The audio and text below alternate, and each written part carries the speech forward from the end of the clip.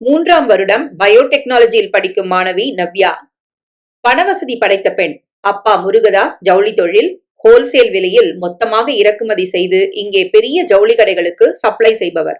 அதற்கான இவரது பெரிய கோடவுன் காசிச்செட்டி தெருவில் உள்ளது. தவிர ஒரு பெரிய ஸ்வீட் ஸ்டாலுக்கு சொந்தக்காரர். அத்தனை இனிப்பு கார வகைகளும் ருசியாக கிடைக்கும். இன்றைய இளைஞர்கள் யுவதிகள் விரும்பும் துரித வடக்கத்திய உணவுகள் அன்றே ஏராளமாக கிடைத்தது.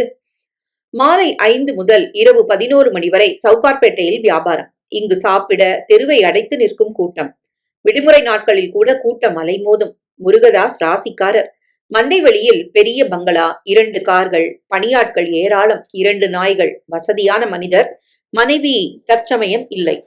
மூத்தது மகன். அவன் MBA செய்ய அயல் நாட்டில். இங்கே அப்பாவும் மகளும் மட்டும்தான். பிறக்கும் போதே தங்கத்தட்டில் கிடந்தவள் நவ்யா.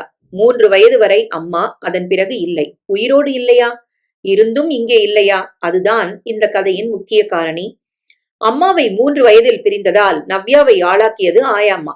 பெயர் காந்திமதி. அவளது ஒவ்வொரு அசைவும் தெரிந்தவள் காந்திமதி. மகன் நவீன் 4 வயது முதல் கொடை ரெசிடென்சி பள்ளியில் படித்தான். பள்ளி இறுதி வரை ஹாஸ்டல், அதன் பிறகு கல்லூரி விடுதி, இப்போது வெளிநாடு. அவனுக்கு அப்பா தங்கை என்றெல்லாம் குடும்பப்பற்று அறவே இல்லை. செலவுக்கான பணத்தை அப்பா தவறாமல் அனுப்பிவிடுவார். அவனும் தாராளமாக செலவழித்துக் கொண்டு சக மாணவர்களுடன் சரக்கு போன்ற சகல உல்லாசங்களும் உண்டு. ஆனால் எல்லை தாண்ட மாட்டான். படிப்பில் புலி. தன் எதிர்காலம் பற்றி ஏற்கனவே திட்டமிட்டு வைத்திருப்பவன். நவ்யா பெண் குழந்தை என்பதால் முருகதாசுக்கு அவளை தன் பார்வையில் வைத்துக் கொள்ள வேண்டும் என்ற பாசம் அதிகம் உண்டு. அவர் மனைவி முதல் குழந்தை நவீனை சுமந்த போது அவளே அழைத்து வந்த பெண்தான் காந்திமதி. கணவனை இழந்து யாருமில்லாத ஒரு அனாதை. மனைவி அம்பிகா தன் உதவிக்காக அழைத்து வந்தவள். அம்பிகா வீட்டோடு காந்திமதி பொருந்து விட்டாள். அம்பிகா காலை 7 மணிக்கு வீட்டை விட்டு புறப்பட்டால் இரவு 9க்குத்தான் வருவாள். நகரின் மையத்தில் ஒரு பியூட்டி பார்லரை நடத்தி வந்தாள் அம்பிகா. கீழே பெண்கள், மாடியில் ஆண்கள். அங்கு சிகை அலங்காரம், ஃபேஷியல் போன்ற சங்கதிகளுக்கு நகரின் பெரும் புள்ளிகள் வருவார்கள். அப்படி வந்த முருகதாசுக்கும் அம்பிகாவுக்கும் காதல் அரும்பி 7-8 மாதங்கள் வளர்ந்து கல்யாணத்துக்கு முன்பே அம்பிகா கர்ப்பமாகிவிட்டாள்.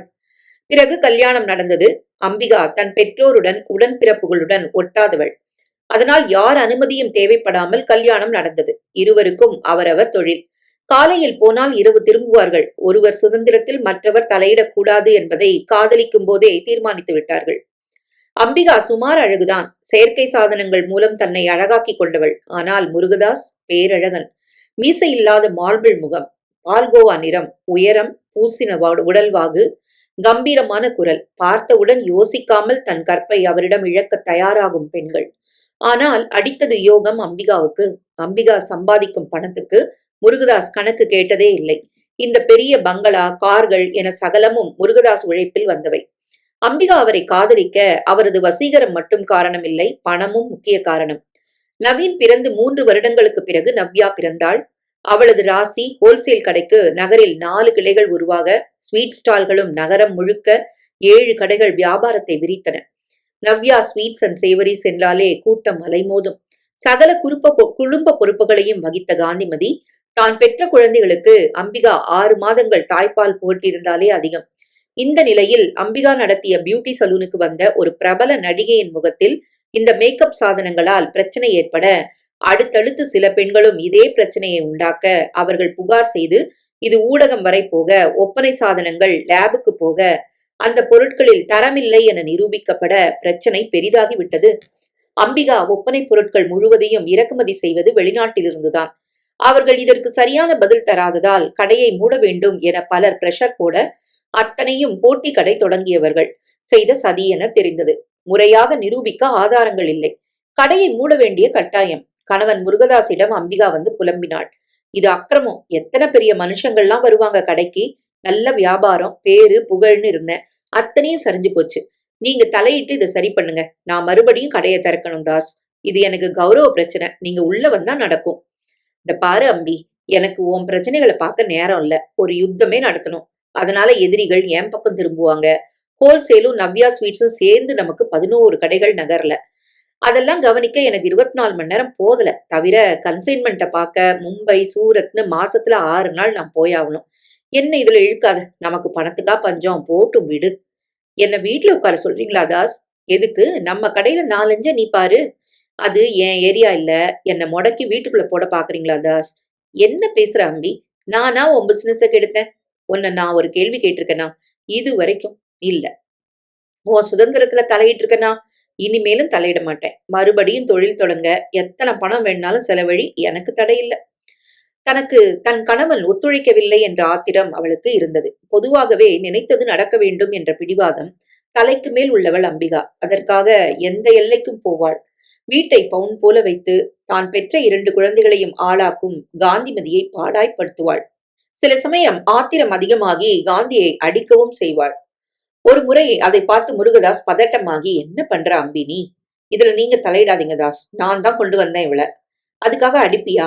ஒருத்தர் கை நீட்டி அடிக்கிறது வன்முறை இல்லையா? சம்பளம் வாங்குற பணியாளர்களை இந்த மாதிரி அவமானப்படுத்துறது மகா பாவம் இல்லையா? அப்படித்தான் செய்வேன். சரி செய்யி. அவ விட்டுட்டு போனா குழந்தைங்க 2 பேரையும் வளர்த்து வீட்டையும் பராமரிக்கிற திராணி உனக்கு இருக்கா? விடிஞ்சா நாம போயிடுறோம். இந்த காந்திமதி இல்லைன்னா நம்ம குடும்பம் என்ன ஆகும்னு யோசனை பண்ணிட்டு முடிவை எடு. இந்த மாதிரி கடாமுடாக்களை அடிக்கடி சந்திக்கும் சூழ்நிலை முருகதாசுக்கு. அவனுக்கு வன்முறை அறவே பிடிக்காது. தனக்கு கீழே பணிபுரிபவர்களை மரியாதையாக நடத்த வேண்டும் என நினைப்பவன். அவர்களை ஒருபோதும் அவமானப்படுத்த மாட்டான். அதனால்தான் அவனிடம் பணிபுரியும் 170 பேரும் மகிழ்ச்சியாக வாழ்கிறார்கள். அவர்களது மனது குளிர்வதால் தொழில் வெற்றியடைகிறது. அம்பிகா கடையை திரும்பவும் திறக்க தன்னால் முடிந்த அளவுக்கு பாடுபட்டாள். அந்த எதிரி அதை நடக்க விடவில்லை. அப்படி ஒரு அற்புதமான மையம் அது. அது தொடர்பாக சில வர்த்தக நட்புகள் சொல்ல ஆலோசனையை ஏற்று முருகதாஸ் ஏற்று செய்த ஒரு செயல் கணவன் மனைவியை நிரந்தரமாக பிரிக்க வழி செய்துவிட்டது. அதை முருகதாஸே கொஞ்சம் கூட எதிர்பார்க்கவில்லை. ஆனால் அதுதான் நடந்தது. என்ன அது? நண்பர்கள் சொன்ன யோசனை. உன் சம்சாரம் அழகு நிலைய நடத்தினாத்தான் பிரச்சனை வருது. போட்டிக்காரன் ரகலை பண்றான். தப்பான ப்ராடக்ட போட்டு பேரும் கெட்டு போச்சு. அதுக்கு பதிலா நீ உன் ட்ரேட்மார்க் நவ்யா ஸ்வீட் கடையை போட்டா மேல ரெஸ்டாரண்ட்டும் போடலாமே, வியாபாரம் அள்ளுமே. இந்த மாதிரி ஒரு சென்டர் கிடைக்குமா முருகதாஸ்? இப்ப கடை உங்க கையில இருக்கு, அப்புறம் என்ன? அதற்கான மற்ற வேலைகளை பார்த்துவிட்டு தனக்கான உள்ளூர் அரசியல் ஆட்கள் காவல்துறையிடமும் கலந்து பேசினான். லோக்கலில் ஒரு சர்வே எடுத்தான். ஆதரவு அமோகமாக இருந்தது. கடை நடத்த முடியாத வெறுப்பில் உள்ளூரில் இருக்க பிடிக்காமல் அம்பிகா சிங்கப்பூருக்கு போய்விட வந்து பேசிக் கொள்ளலாம் என தன் புதிய ஸ்வீட் ஸ்டாலின் பணிகளை துரிதமாக முருகதாஸ் தொடங்கிவிட்டான். உள்ளே இனிப்பு கடை கீழ்த்தளத்தில், உணவகம் மேலே என அதற்கான இன்டீரியர் வேலைகளை துரிதமாக அவன் ஆட்கள் செய்ய கடை திறப்புக்கு நாளும் குறித்து விட்டான். அந்த எதிரிகளால் இவனை எதுவும் செய்ய முடியவில்லை. இவனுக்கு மேலிடம் ஆதரவாக இருக்க கடை திறப்பு நாளன்றுதான் அம்பிகா வந்து இறங்கினாள். வீட்டில் இருந்த காவலன் விவரம் சொல்ல அம்பிகா புறப்பட்டு வர அவளது அழகு நிலையம் இனிப்பு மற்றும் துரித உணவுமாகி உள்ளூர் அரசியல்வாதி மற்றும் உயர் போலீஸ் அதிகாரியால் திறக்கப்பட 1 கிலோ இனிப்புக்கு 1/2 கிலோ காரம் இலவசம் என்ற அறிவிப்பு கூட்டம் அள்ளியது. சாலை எங்கும் விளம்பர சுவரொட்டிகள். அம்பிகா ஒரு ஓரமாக நின்று பார்த்தவள் கட்டுக்கடங்காத ஆவேசத்துடன் அங்கிருந்து அகன்றாள். எனக்கு என் புருஷனே எதிரியா? வரட்டும், இன்னைக்கே ஒரு முடிவு எடுக்கிறேன். இதை அறியாமல் புதுக்கடை திறப்பு விழாவை தன் 2 குழந்தைகளுடன் முடித்த முருகதாஸ் நிறைய பேருக்கு இலவச உணவையும் அளித்து குழந்தைகளுக்கும் ஊட்டிவிட்டார். காந்திமதி கூடவே இருந்தால் எல்லாம் முடிந்து வீடு திரும்ப மதியம் 3 மணி ஆகிவிட்டது. உள்ளே அம்பிகா இருந்தாள். நீ எப்ப ஊர்ல இருந்து வந்த அம்பி? குழந்தை நவீன் ஓடி போய் அம்மாவின் இடுப்பை கட்டிக்கொள்ள ஆவேசமாக அவனை பிடித்து அம்பிகா தள்ள குழந்தை நவீன் சோஃபா காலில் முட்டிக்கொண்டு விழ நெற்றியில் மோதி ரத்தம் வர இதை பார்த்து நவ்யா மிரண்டு அழ காந்திமதி நவீனை தூக்க வெறியானான் முருகதாஸ். என்ன நினைப்பு உன் மனசுல? ஓடி வந்த குழந்தைய மூர்க்கத்தனமா பிடிச்சு தள்ளுற. அவனுக்கு தலையில அடிபட்டு ஏதாவது ஆயிருந்தா யாருக்குடி நஷ்டம்?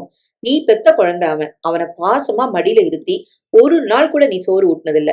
அவனை அணைச்சி தூங்க வச்சதில்ல. மனுஷி அடி நீ. அம்மான்னு சொல்லிக்க உனக்கெல்லாம் தகுதி இருக்காடி?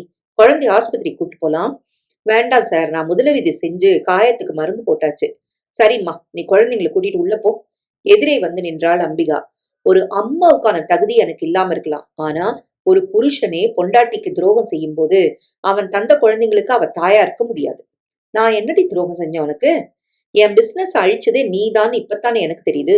உன் பிசினஸ நான் அழிச்சனா? என்ன உளர்ற நீ? உளரல, உண்மை. அப்பட்டமா கண்ணு முன்னாடி வந்து நிக்குதே. என்னோட அழகு நிலையம் நகர மையத்துல பிரமாதமான வர்த்தகம். அதுக்கு திடீர்னு போட்டி முளைச்சது ஏன்?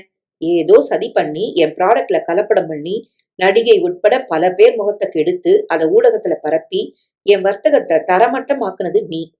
போதும் அம்பிகா, நீ ஏன் மனைவி. உன் பிசினஸ நான் ஏன் அழிக்கணும்? என்ன அவசியம்? உன் ஸ்வீட் ஸ்டாலுக்கு ஒரு நல்ல சென்டர் வேணும்.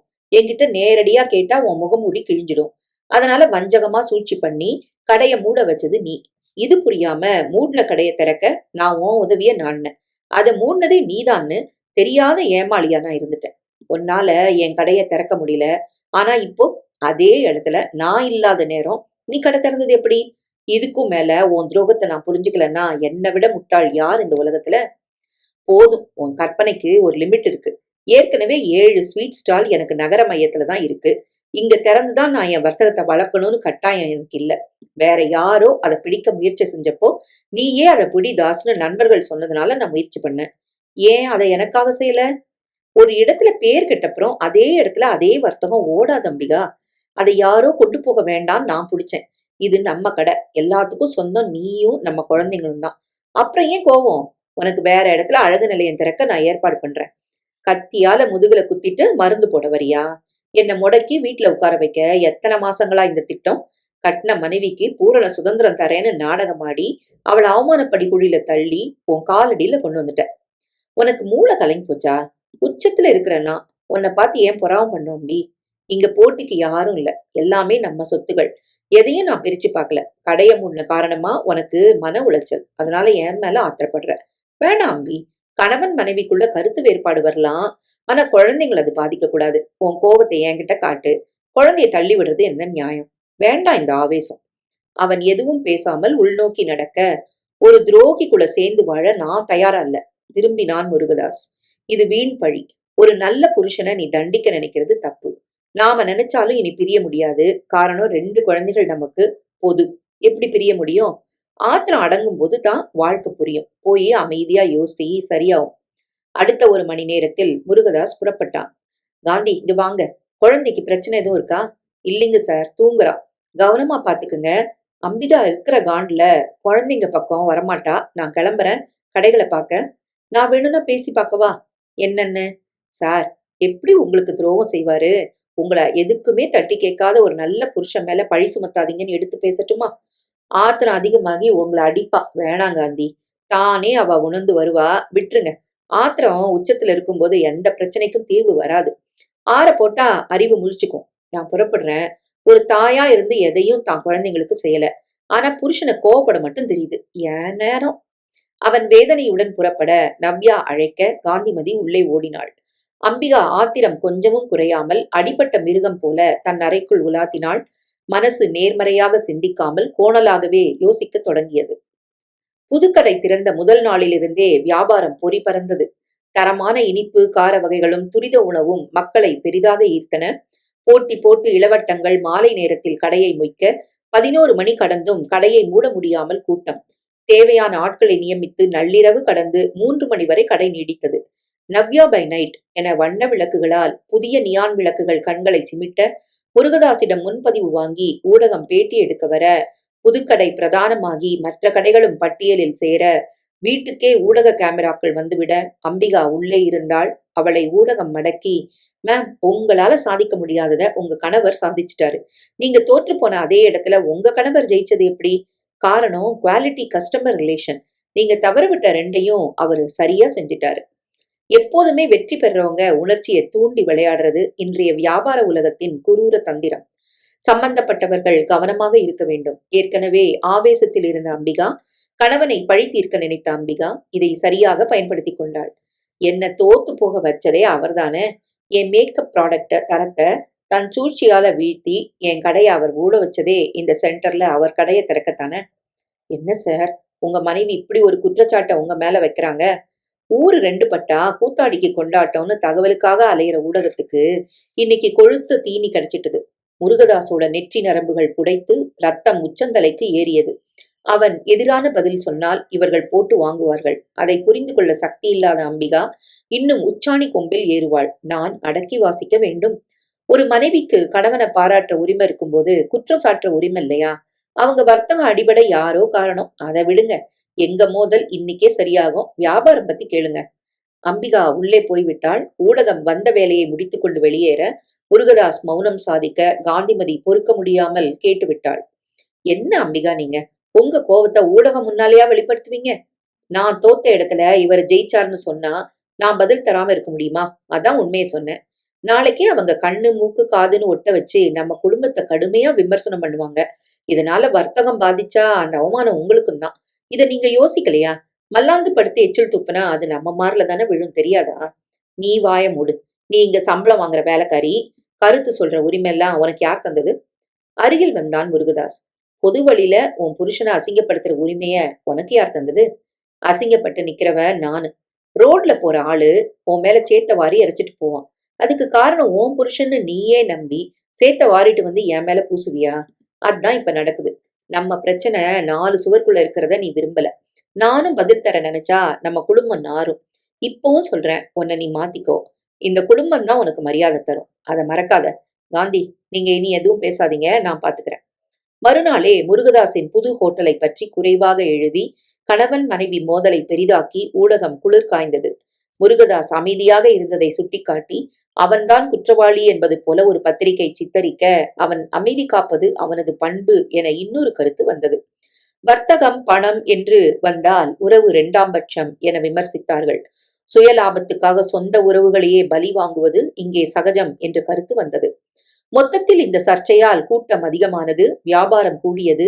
இங்கே தரமாக தாமதிக்காமல் தந்தால் மற்ற விமர்சனங்கள் இரண்டாம் பட்சமாகிவிடும் என்று நிரூபிக்கப்பட்டது. பல சமயம் எதிர்மறை விமர்சனங்கள் சாதமாகிவிடும். அதுதான் இங்கே நடந்தது. அத்தனை கடைகளிலும் முன்பை விட 40% வியாபாரம் அதிகமானது.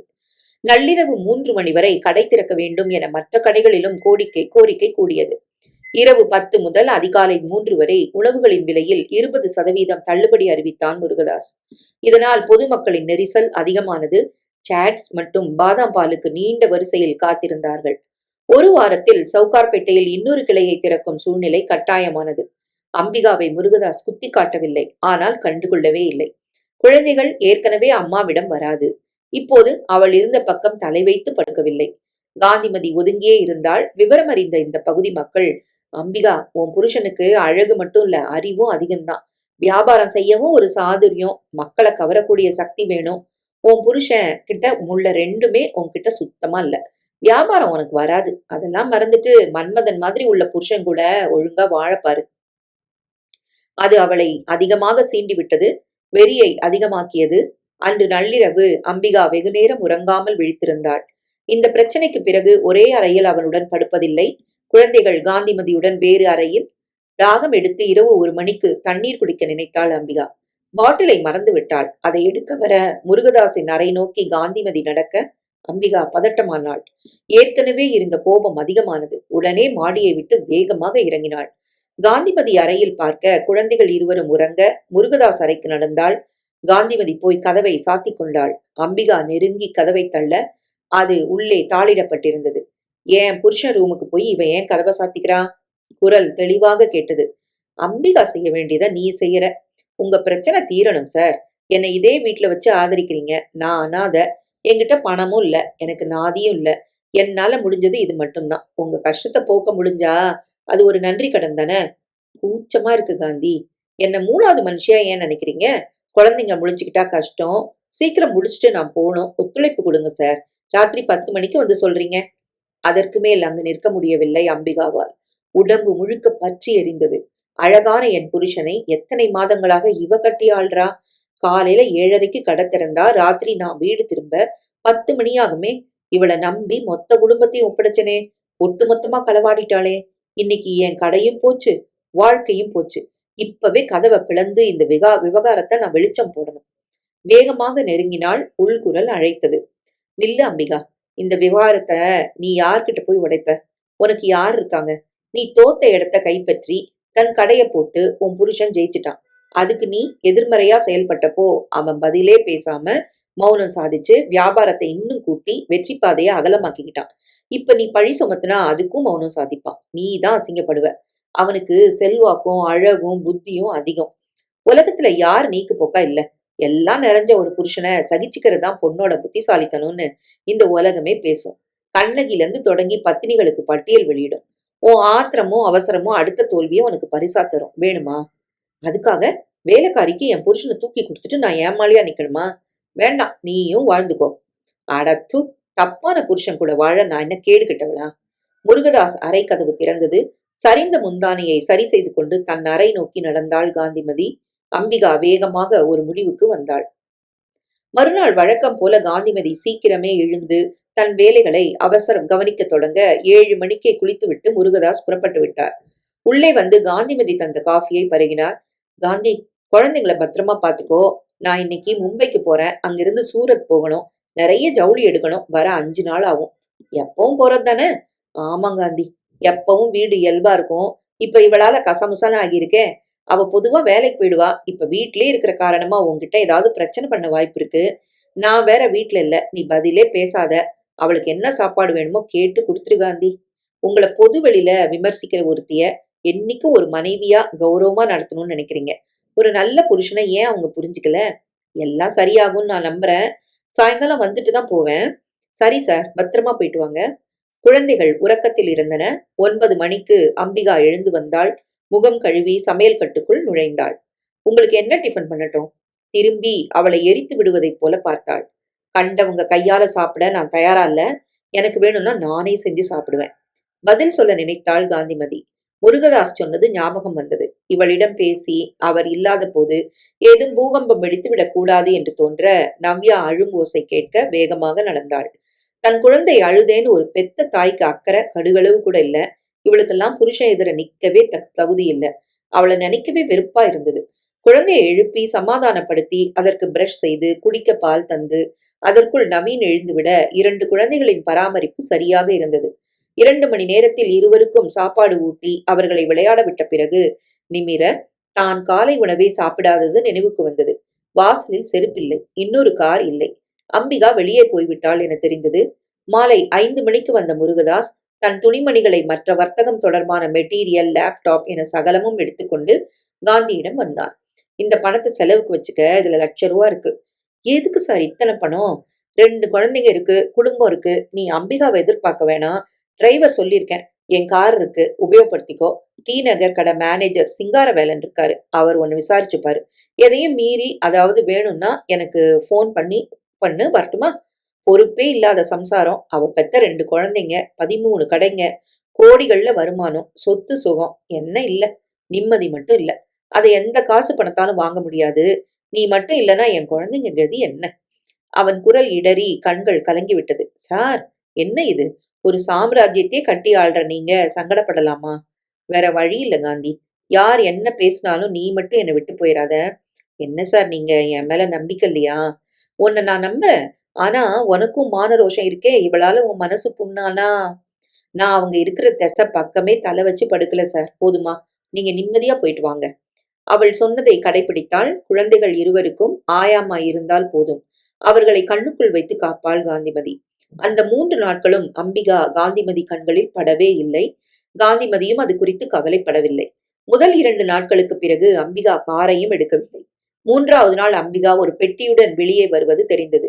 பெட்டி பெரிதாக இருந்தது. வெளியூர் என தோன்றியது. காந்திமதி கேட்கவில்லை. கேட்டாலும் அம்பிகா சொல்லப் போவதில்லை. இந்த விவரத்தை காந்திமதி போன் மூலம் முருகதாசுக்கு தெரிவித்து விட்டாள்.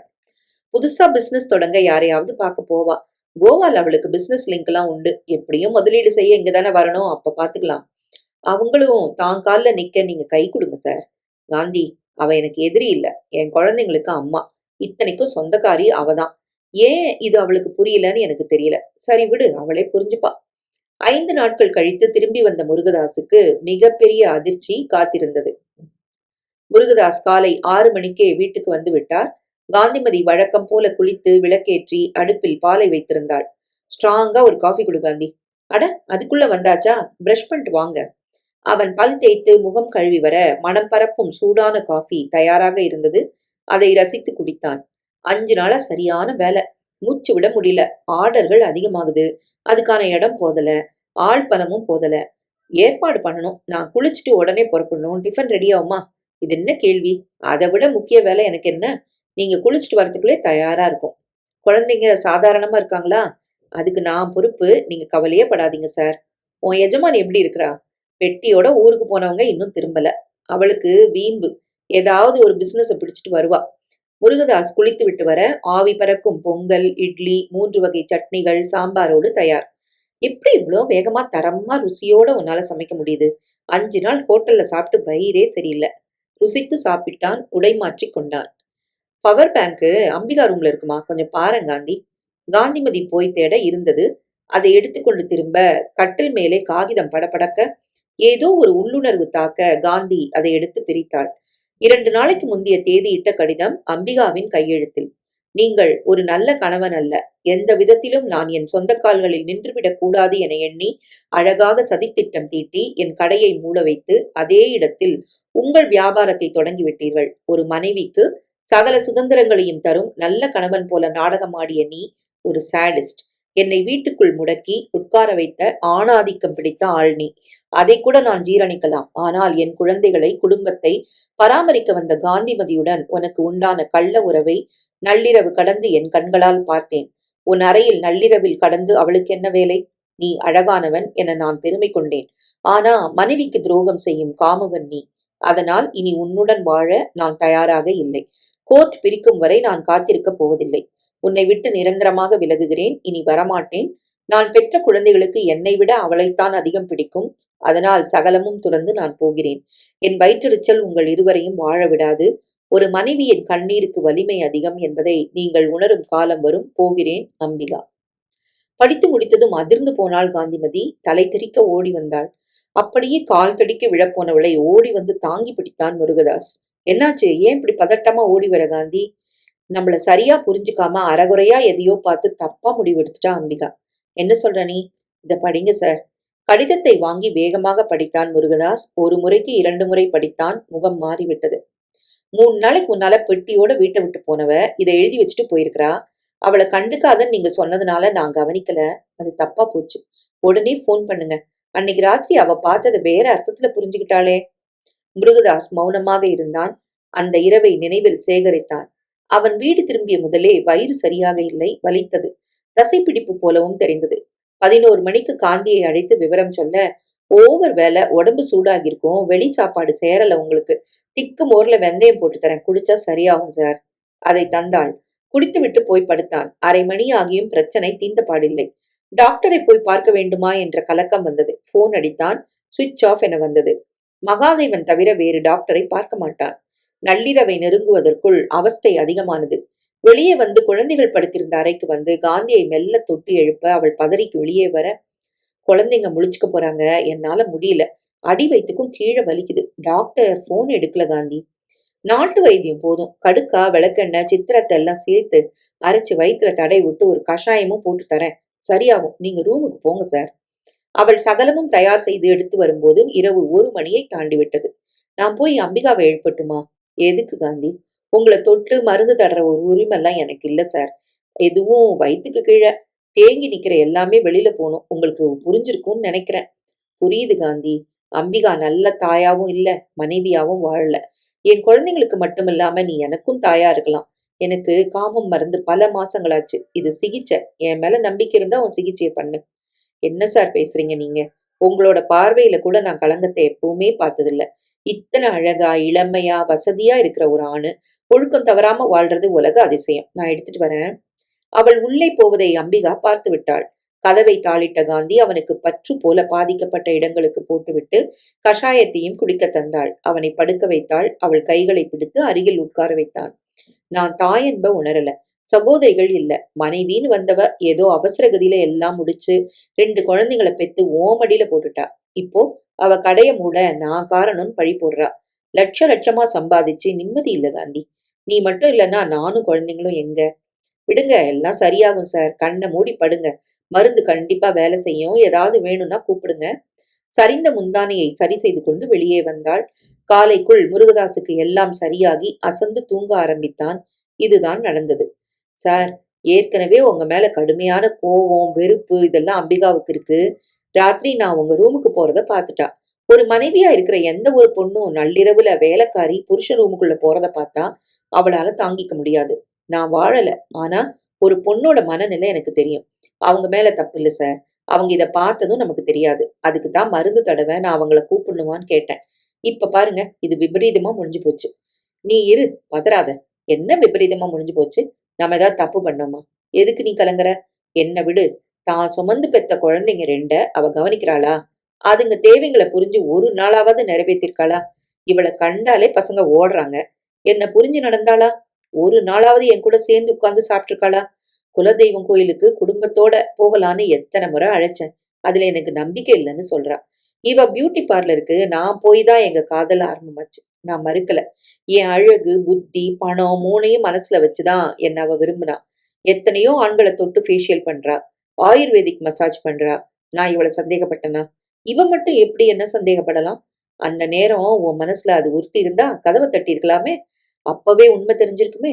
இல்லைன்னா காலையில கேட்டிருக்கலாமே. கட்டின புருஷனை நம்பி காதலிச்சவன் மனசு குளிரும்படியா ஒரு நாள் கூட அவளை நடந்ததில்ல. ஆனா சந்தேகம் மட்டும் வருதா? மறுநாள் நாமே நடந்ததை சொல்லியிருக்கலாமே.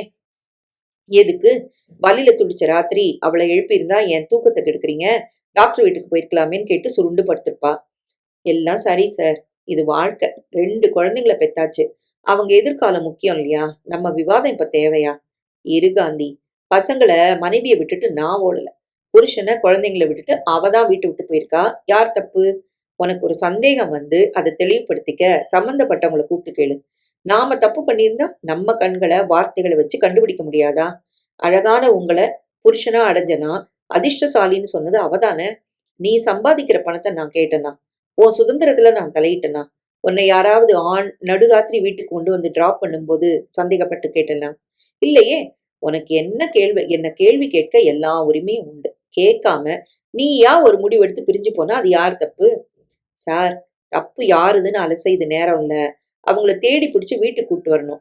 அவங்க எங்க போயிருப்பாங்கன்னு நிச்சயமா நீங்க முயற்சி செஞ்சா கண்டுபிடிக்க முடியும். 2 குழந்தைங்கள நான் வளர்க்கலாம். ஆனா நான் ஆயாதான். அவங்களுக்கு அம்மா இல்ல. சபையில நிக்கிற கௌரவம் அந்த தாய்க்கு தான். அவங்க உங்கள விட்டு பிரிஞ்சு போன தகவல் வெளியில வந்தா கௌரவமான உங்களுக்கும் அது நல்லதில்ல. அவங்க பிசினஸ்ல தோத்து அதே கடைய நீங்க எடுத்து பெருசா ஜெயிக்கிறத ஊடகம் விமர்சனம் பண்ணியாச்சு ஆல்ரெடி. அதுக்கு யார் காரணம் காந்தி? இவ என்னை விட்டு தந்து உளர்னது தானே. அப்பவும் நான் அடக்கித்தானே வாசிச்சேன். சார், இதுல யார் தப்பு எது சரின்னு விவாதிக்கிற நேரம் இது இல்ல. புருஷனோ மனைவியோ யார் ஜெயிச்சாலும் தாம்பத்தியம் தோக்க கூடாது. அந்த உறவு பிரியறது குழந்தைங்களுக்கு தண்டனை சார். உடனே ஏதாவது செய்யுங்க சார். சரி, நான் ஏற்பாடு பண்றேன். போன் அடித்தான். தொடர்ந்து சுவிட்ச் ஆஃப் என வந்தது. அவனுக்கு மிக நெருங்கிய போலீஸ் உயர் அதிகாரியை தொடர்பு கொண்டு கடை சங்கதியை மட்டும் காரணம் காட்டி அதனால் உண்டான பிளவு என கூறி இந்த தேடுதல் ரகசியமாக இருக்கட்டும் என உத்தரவிட்டான். கோவா, பூனே, அகமதாபாத் என அம்பிகா அடிக்கடி வர்த்தக நிமித்தம் செல்லும் இடங்களில் நம்பகமான நபர்களை அழைத்து விவரம் சொன்னார். அவர்களும் தேடத் தொடங்கி விட்டார்கள். மறுநாள் அவர்களது ஜாயிண்ட் வங்கி கணக்கிலிருந்து அம்பிகா 30 லட்சங்களை எடுத்திருப்பதை மேனேஜர் சொன்னார். தவிர அம்பிகா 3 நாட்களுக்கு முன்னால் லாக்கர் ஆபரேட் பண்ணியதாக ஆதாரம் காட்டினார். இருவருக்கும் அதுவும் ஜாயிண்டாக இருந்த போதும் அது நகைகள் என்பதால் அம்பிகா மட்டுமே ஆபரேட் செய்வாள். முருகதாஸ் போக மாட்டான். அதில் தங்க நகைகள் 300 சவரனும் வைரம், பிளாட்டினம் நகைகள் மதிப்பு 1 கோடிக்கும் மேல் இருப்பது அவனுக்கு தெரியும். மொத்தமாக 3 கோடிகளுக்கு மேல். முருகதாஸுக்கு சந்தேகம் ஏற்பட லாக்கர் சாவி வீட்டில் இருந்ததால் திறந்தான். வங்கிக்கு போய் பலத்த அதிர்ச்சி. லாக்கர் காலியாக இருந்தது. ஆவேசமாக வீட்டுக்குள் நுழைந்தான் முருகதாஸ். குழந்தைகளுக்கு சாப்பாடு ஊட்டி கொண்டிருந்தாள் காந்திமதி. நீ அவளுக்கு வக்காலத்து வாங்கினியே, இப்போ அவ என்ன செஞ்சுட்டு போயிருக்கா தெரியுமா? குழந்தைகள் இரண்டும் நிமிர்ந்து பார்க்க, உள்ள போய் விளையாடுங்க, ஆயாம்மா இப்ப வர. அப்பா ஏன் கோவப்படுறாரு ஆயாம்மா? மகன் நவீன் கேட்க, உங்க அப்பாவுக்கு யாரும் பொய் சொன்னா பிடிக்காது. லேட்டா கடைக்கு வந்தா பிடிக்காது. நேர்மையா இருக்கணும். நீங்களும் அப்பா மாதிரியே உழைக்கணும். உள்ள போங்க. அவர்களை அனுப்பிவிட்டு வெளியே வந்தாள் காந்திமதி. குழந்தைங்க மனசு பாதிக்க கூடாது சார். அடக்கி வாசிங்க. என் மேல கோவம், வெறுப்பு, அடுத்தபடியா சந்தேகம். அதனால என் கூட வாழ பிடிக்காம லெட்டர் எழுதி வச்சுட்டு போன ஹரிச்சந்திரன் மனைவி. நாணயமா வெளியில போயிருந்தா ஒரு மனைவியோட கோவத்துல நியாயம் இருக்கலாம்னு நானும் யோசிச்சிருப்பேன். போனவ வெறுங்கையோட போல காந்தி. 30 லட்சம் பணத்தை பேங்க்ல எடுத்திருக்கான். லாக்கரை திறந்து 3 கோடி ரூபா மதிப்புள்ள நகைகளை எடுத்துட்டு போயிருக்கா. லாக்கரே காலி. பெரிய பையில எடுத்துக்கிட்டு வெளியில வந்திருக்கா. அதான் நீ பார்த்த பெரிய பெட்டி தேவைப்பட்டிருக்கு. இவ நல்லவளா? சொல்லு காந்தி. நடத்த கெட்ட புருஷனோட அவளுக்கு வாழ பிடிக்கல. நியாயம். அப்போ அந்த புருஷன் உழைச்ச சம்பாதிச்ச பணத்துல வந்ததுதான் இந்த நகைகள். அது மட்டும் வேணுமா? நீ நல்ல மனைவியா? காந்திமதி அதிர்ந்து போயிருந்தாள். இதை அவள் எதிர்பார்க்கவில்லை. அந்த 30 லட்சத்துக்கும் நீ சொந்தக்காரி தான். சரி, 300 சவரன் தங்க நகைகளும் தவிர ஏராளமான வைர நகைகளும் உன்னோடதான். ஆனா உனக்கு ஒரு மக இருக்கா இல்லையா? அவளுக்காகத்தானே நான் குருவி சேர்க்கிற மாதிரி சேர்த்தேன். உன் மகளோட வாழ்க்கையில மண்ணள்ளி போட உனக்கு என்ன உரிமை? நீ நல்லவளா இல்ல பகல் கொள்ளக்காரியா? காந்திமதிக்கு பேச நாக்கே எழும்பவில்லை. அம்பிகா போகணும்னு முடிவு செஞ்சாச்சு. 30 லட்சம் பணத்தையும் லாக்கரையும் காலி பண்ணி எடுத்துட்டு போக திட்டமும் போட்டாச்சு. நான் 5 நாளா வெளியூருக்கு போன அந்த காலகட்டத்தை தனக்கு சாதகமா பயன்படுத்திக்கிட்டான். அந்த ராத்திரி சம்பவத்தை கையில எடுத்துக்கிட்டு நம்ம மேல களங்கம் கற்பிச்சுட்டு 3,50 கோடி ரூபாயோட நடைய கட்டிட்டா. இவ நல்லவளா? இந்த தொகையை வச்சுக்கிட்டு வாழ்க்கையில செட்டில் ஆக முடியாதா? சொல்லு காந்தி. காந்திமதி ஊமையாக நின்றாள். நீ நியாயமான மனைவியா இருந்தா என் தோலை உரிச்சு தொங்க விடணும், சட்டத்தை நாடணும், குழந்தைகளை தரமாட்டேன்னு போராடணும். செஞ்சாளா? கோடிக்கணக்கான பணத்தை சுருட்டிக்கிட்டு புருஷன் மேல பழி போட்டு தப்பிச்சிருக்கா. இவளை என்ன செய்யலாம்? சார், என் மனசுல பட்டதை நான் சொல்லலாமா? சொல்லு காந்தி. என்னதான் ஆனாலும் அம்பிகா ஒரு பொண்ணு. வீட்டை விட்டு புறப்படும் போது 3 கோடிக்கு மேல நகை, 30 லட்சம் ரொக்கம். இது ஆபத்து இல்லையா? விவரம் யாருக்காவது தெரிஞ்சா அந்த பெரும் தொகைக்காக அம்பிகா உயிரை கூட எடுக்கலாம் இல்லையா? இது அவளுக்கு தெரியாதா? படிச்சவ தானே. இது தெரிஞ்சும் அவத்தானே கொண்டு போயிருக்கிறா. இது அம்பிகா தனியா செஞ்சிருக்க வாய்ப்பில்ல. வேற யாரோ ஒருத்தர் தூண்டுதல் இதுல இருக்கு சார். நீ என்ன சொல்ற காந்தி? ஆமா சார். சமீபத்திய கடை சங்கதியில ஒரு மனக்கசப்பு உங்க 2 பேருக்கும் மத்தியில வந்தது உண்மைதான். அதை எடுத்து நம்மள அவங்க தப்பா புரிஞ்சுக்கிட்டதும் நிஜம்தான். தனக்கு ஒரு புருஷன் துரோகம் செய்யறதா மனைவி நம்புனா அவனை சட்டையை பிடிச்சு உலுக்குவா. உன்னோட வாழ மாட்டேன்னு ஓடி போக மாட்டா. அப்படி செஞ்சா அவ விட்டு கொடுத்த மாதிரி ஆகாது. இது ஒரு பக்கம். தான் சொந்த பணத்தை தான் நகைகளை அவ எடுத்துக்கிட்டு யாருக்கும் சொல்லாம போக வேண்டிய அவசியம் என்ன சார்? நாளைக்கு நீங்களே என் மேல உள்ள கோவத்துல லாக்கரை திறந்து என் மனைவி சகல நகைகளையும் கொண்டு போயிட்டான்னு புகார் கொடுத்தா அவங்க நிலைமை என்ன ஆகும்? உங்களுக்கு அம்பிகாவை விட செல்வாக்கும் பணபலமும் அதிகம்னு அவங்களுக்கு தெரியாதா? இன்னொரு விஷயமும் இருக்கு. அவங்க உங்களை காதலிச்சது உங்க அழகுக்காகவும் பணத்துக்காகவும்னு நீங்க சொல்லியிருக்கீங்க. அதெல்லாம் இழந்துட்டு பழி சுமந்து ஓடுவாங்களா அம்பிகா? காந்திமதி பேச பேச அதில் உள்ள நியாயம் புரிந்தது. எல்லா கருத்துகளுமே சரியாக இருந்தது. நீ சொல்றதுல நியாயம் இருக்கு காந்தி. அவளை யாராவது தூண்டி விடுறாங்களா? நிச்சயமா. உங்க 2 பேரையும் பிரிக்க யாரோ ஒருத்தரோ பல பேரோ களத்துல இறங்கியிருக்காங்க. நிச்சயமா தொழில் எதிரிகள் தான். ஆமா, 13 கடைகள் இருக்கு. நவ்யா பை நைட்ஸ்ன்னு போட்டு கடைகளை நவீனமயமாக்குன அப்புறம் கூட்டத்தை சமாளிக்கவே முடியல. துணிகள் மொத்த வியாபாரமும் ஆர்டர்கள் குவியுது. உங்களோட நேரடி எதிரிகள் யாரு சார்? என்னால மார்க்கெட்ல வியாபாரம் அடிபட்டவங்க, தரம் குறைவா நேரத்துக்கு மெட்டீரியல் சப்ளை பண்ண முடியாதவங்க, பண விஷயத்துல நாணயம் இல்லாதவங்க, அடியில குழி வெட்டிட்டு வெளியில நண்பனா நடிக்கிறவங்க, இப்படி நிறைய பேர் உண்டு. சிலர் எதிரிகள், பலர் துரோகிகள். அவங்களுக்கான ஒரு பட்டியலை உடனடியா உங்களால தயாரிக்க முடியுமா? இது வெட்டி வேலை காந்தி. நமக்கு யார் குழி வெட்டுறாங்கன்னு ஆராய்ச்சியில நம்ம நேரமும் போகும். அது தெரிஞ்சா தேவையில்லாத பதட்டமும் உருவாகும். உடனே அவன் அடுத்து என்ன செய்ய போறானோன்னு கண்காணிக்க சொல்லும். அதுல மொத்த நேரமும் வீணானா இங்க ஒழுங்கா போற பிசினஸ் அடி வாங்கும். எதிரிகளுக்கு தேவை அதுதானே. நம்மளை பத்தி மட்டுமே யோசிச்சா வளர்ச்சியை யாராலும் தடுக்க முடியாது. அடுத்தவங்களை பத்தி யோசிக்க தொடங்கினா வீழ்ச்சியும் தொடங்கிடும் காந்தி. சரி, உங்களுக்காக வெட்டி வச்ச குழிய நீங்க கவனிக்கலனா அதுல விழ வேண்டியிருக்கும் இல்லையா? அதை நிச்சயமா கவனிச்சு ஜாக்கிரதையா நடப்பேன். வெட்டினவன் யாருங்கிற ஆராய்ச்சி எனக்கு தேவையில்லை. என் போட்டியாளரை நான் கவனிக்க மாட்டேன். அவன் மார்க்கெட்ல விடுற ப்ராடக்ட கவனிப்பேன். எதுக்கு? என்னன்னா தக்க வச்சுக்க. எல்லாம் சரியா இருக்கு. ஆனா உங்க மத்தியில உள்ள உரசல் வெளியில வந்தாச்சு. இதை யாரோ சரியா பயன்படுத்தி இருக்காங்க. அம்பிகாவை தூண்டி விட்டுருக்காங்க. நீயும் ஜெயிக்கணும். உன் புருஷன் காலடியில போய் ஏன் நிக்கிற? உனக்கு சொந்தமான நகைகள் கொஞ்சம் பணம்னு எடுத்துட்டு வா. நீயும் தொழில் தெரிஞ்சவ, உன்னாலையும் சாதிக்க முடியும் நிரூபின்னு அம்பிகாவை உசுப்பேத்தி விட்டுருக்காங்க. அதுதான் வேலை செஞ்சிருக்கு. புதுசா வந்து ஒருத்தன் உசுப்புனா கேட்கிற அளவுக்கு அம்பிகா முட்டாள் இல்ல காந்தி. புதுசுன்னு ஏன் யோசிக்கிறீங்க? அவங்க பியூட்டி பார்லரை 10 வருஷங்களா நடத்துறாங்க இல்லையா? உங்க கூட உங்க தொழில்ல சில நம்பகமானவங்க இருக்கா மாதிரி அம்பிகாவுக்கும் இருக்கலாம் இல்லையா? அவங்கள நம்பி அம்பிகா பல முடிவுகளை ஏன் எடுத்திருக்க கூடாது? புது எதிரிகளை விட பழைய துரோகிகள் இன்னும் ஆபத்தானவங்க இல்லையா? யோசனை பண்ணுங்க சார். எழுந்து நடக்கத் தொடங்கினான் முருகதாஸ். காந்திமதி பேசிய அத்தனையும் சரியாக இருந்தது. அது யாருன்னு கணிச்சு உடனடியா நீங்க நடவடிக்கை எடுக்கணும். ஏற்கனவே 3 நாள் நாம தொலைச்சிட்டோம். 3 கோடிக்கு மேல அம்பிகா கையில இருக்கு. அவங்க உயிருக்கு கூட ஆபத்து வரலாம். முருகதாஸ் அதிர்ச்சியுடன் காந்திமதியை பார்த்தான். காந்திமதி சொல்வது நியாயமாக பட முருகதாஸ் யோசிக்க தொடங்கிவிட்டார். நீ சொல்றது நியாயம்தான் காந்தி. ஆனா நான் இத்தனை கடைகளையும் கவனிச்சுக்கிட்டு அம்பிகாவை தனியொரு மனுஷனா தேட முடியுமா? அது அவ கையெழுத்து. அவ விரும்பித்தான் வீட்டை விட்டு போயிருக்கிறா. அதெல்லாம் சரி சார். ஆனா 3,50 கோடி ரூபாயோட அவங்கள வெளியில கொண்டு வந்த நபரால அவங்களுக்கு நிச்சயமா ஆபத்து வரும். அவங்கள காப்பாத்துறது உங்க கடமை இல்லையா? போலீஸ்ட விவரங்களை சொல்லி நம்ம சந்தேகத்தையும் குறிப்பிட்டு புகார் தரணும். அது கேவலம் இல்லையா? இப்பவே உங்க 2 பேர் மத்தியில பிளவு இருக்குன்னு வெளியில தெரியாமலா இருக்கு? நாம ஒரு கட்டத்துக்கு மேல எதையும் ரகசியமா வச்சுக்க முடியாது இல்லையா?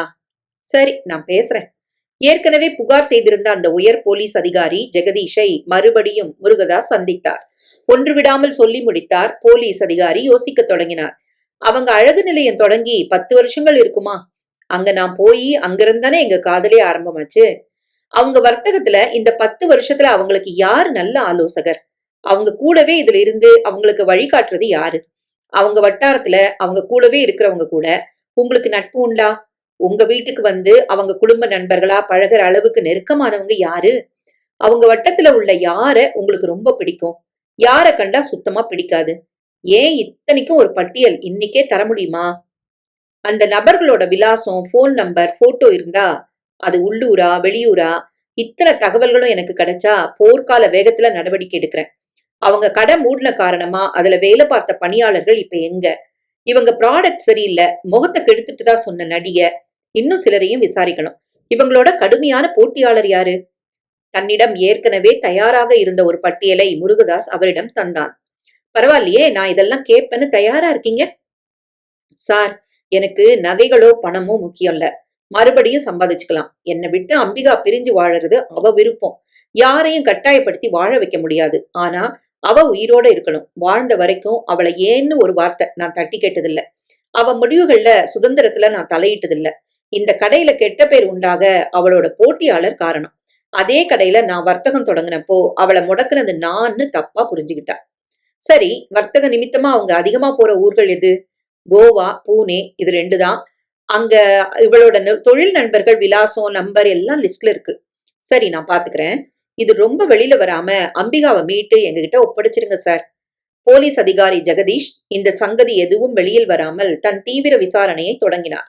இங்குள்ள அம்பிகாவின் வர்த்தகத்தை முடக்க தீர்மானித்த மோகன்ராஜை முதலில் நேரடியாக சென்று வாரண்டுடன் கைது செய்ய அந்த மோகன்ராஜ் மிரண்டான். என்ன எதுக்கு அரெஸ்ட் பண்றீங்க? நீதான் அம்பிகாவுக்கு தொழில் எதிரி. அங்க வேலை பார்க்கிற 3 பேரை விலைக்கு வாங்கி அவங்களுக்கு பணத்தாசையை காட்டி அவங்க கிட்ட கலப்பட பொருட்களை கொடுத்து ஒப்பனை பொருட்கள்ல கலக்க வச்ச. விளைவு, ஒரு நடிகை உட்பட சில மேல்மட்ட பெண்களுக்கு முகம் கெட்டு போச்சு. அதனால பிரச்சனை பெருசா வெடிச்சு அம்பிகா கடைய மூடுற அளவுக்கு போயிடுச்சு. நீ எதிர்பார்த்தது இதத்தான்.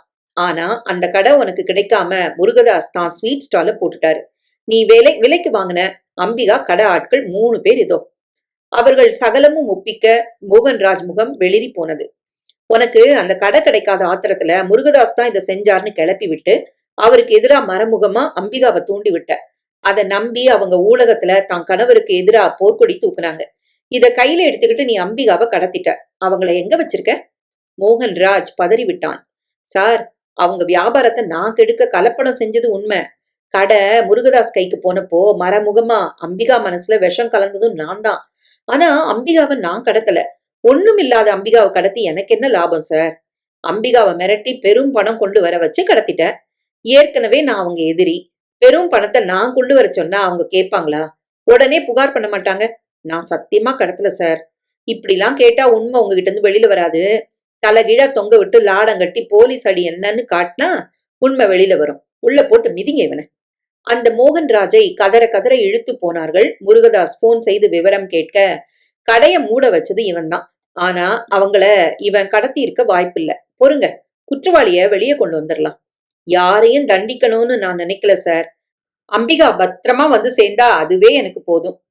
நீங்க அளவுக்கு மீறி நல்லவரா இருக்கிற காரணமா தான் இத்தனை பிரச்சனை முருகதாஸ். முருகதாஸ் பெருமளவு சோர்ந்து போயிருந்தான். சரியாக சாப்பிடுவதில்லை, தூங்குவதில்லை. ஆனால் கடைகளில் உள்ளவர்களுக்கு எதுவும் தெரிந்துவிடக் கூடாது என்பதால் அந்த பிரதேசங்களில் தன் உணர்வுகளை காட்டிக் கொள்ளாமல் இறுக்கமாக இருந்தான். முருகதாஸ் தாமதமாக வீடு திரும்ப சாப்பாடு எடுத்து வைத்தாள் காந்திமதி. எனக்கு வேண்டாம் காந்தி. நீங்க வெளியில சாப்பிட மாட்டீங்களே? இல்ல, பசிச்சா வீட்டுல சாப்பிடுவேனே. இல்ல, இது சரியில்லை. சாப்பாடு தூக்கம் 2மே இல்லைன்னா படுத்த படுக்க ஆயிருவீங்க. உங்களை நம்பி முதல்ல 2 குழந்தைங்க, நான் 13 கடைகள், 200க்கும் மேற்பட்ட தொழிலாளிகள், அவங்க குடும்பங்கள்லாம் இருக்கு. வியாபாரத்தை தேங்கவோ சரியவோ ஒரு நாளும் நான் விட மாட்டேன் காந்தி. உனக்கே அது தெரியும். சுவர் இருந்தா தான் சித்திரம், புரியுதா? தயவு செஞ்சு சாப்பிடுங்க. அவரை கட்டாயப்படுத்தி சாப்பிட வைத்தாள். பிடிக்கல, விடு காந்தி. அம்பிகா வந்து சேருவாங்க, தைரியமா இருங்க.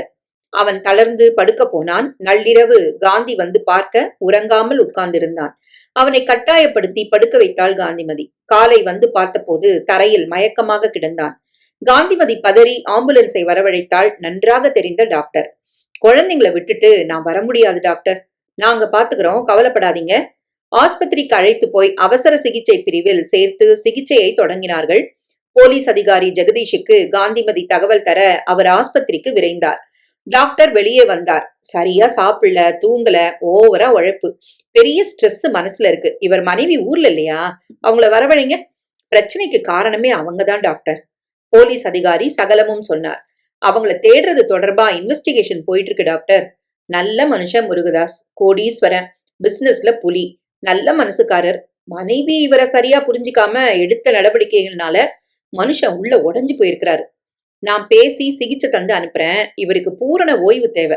குழந்தைங்க யார்கிட்ட இருக்கு? காந்திமதினு ஒரு நல்ல பணிப்பெண் இருக்கிற காரணமா குழந்தைங்க தப்பிக்குது. பெத்த குழந்தைங்களை பத்தி கூட இவர் மனைவிக்கு கவலை இல்ல. வர்த்தகத்துல பெருசா ஜெயிச்சவரு வாழ்க்கையில மோசமா தோத்துட்டாரே. அந்த காந்திமதி பொறுப்பா செயல்படுறாங்க. அடுத்த நாள் காலை முழுமையாக முருகதாஸ் விழித்தார். விவரத்தை டாக்டர் சொல்ல முருகதாஸ் பதறி, ஐயோ, நான் படுத்தா மொத்த வியாபாரமும் பிரச்சனை ஆயிடும், என்ன அனுப்பிருங்க டாக்டர்.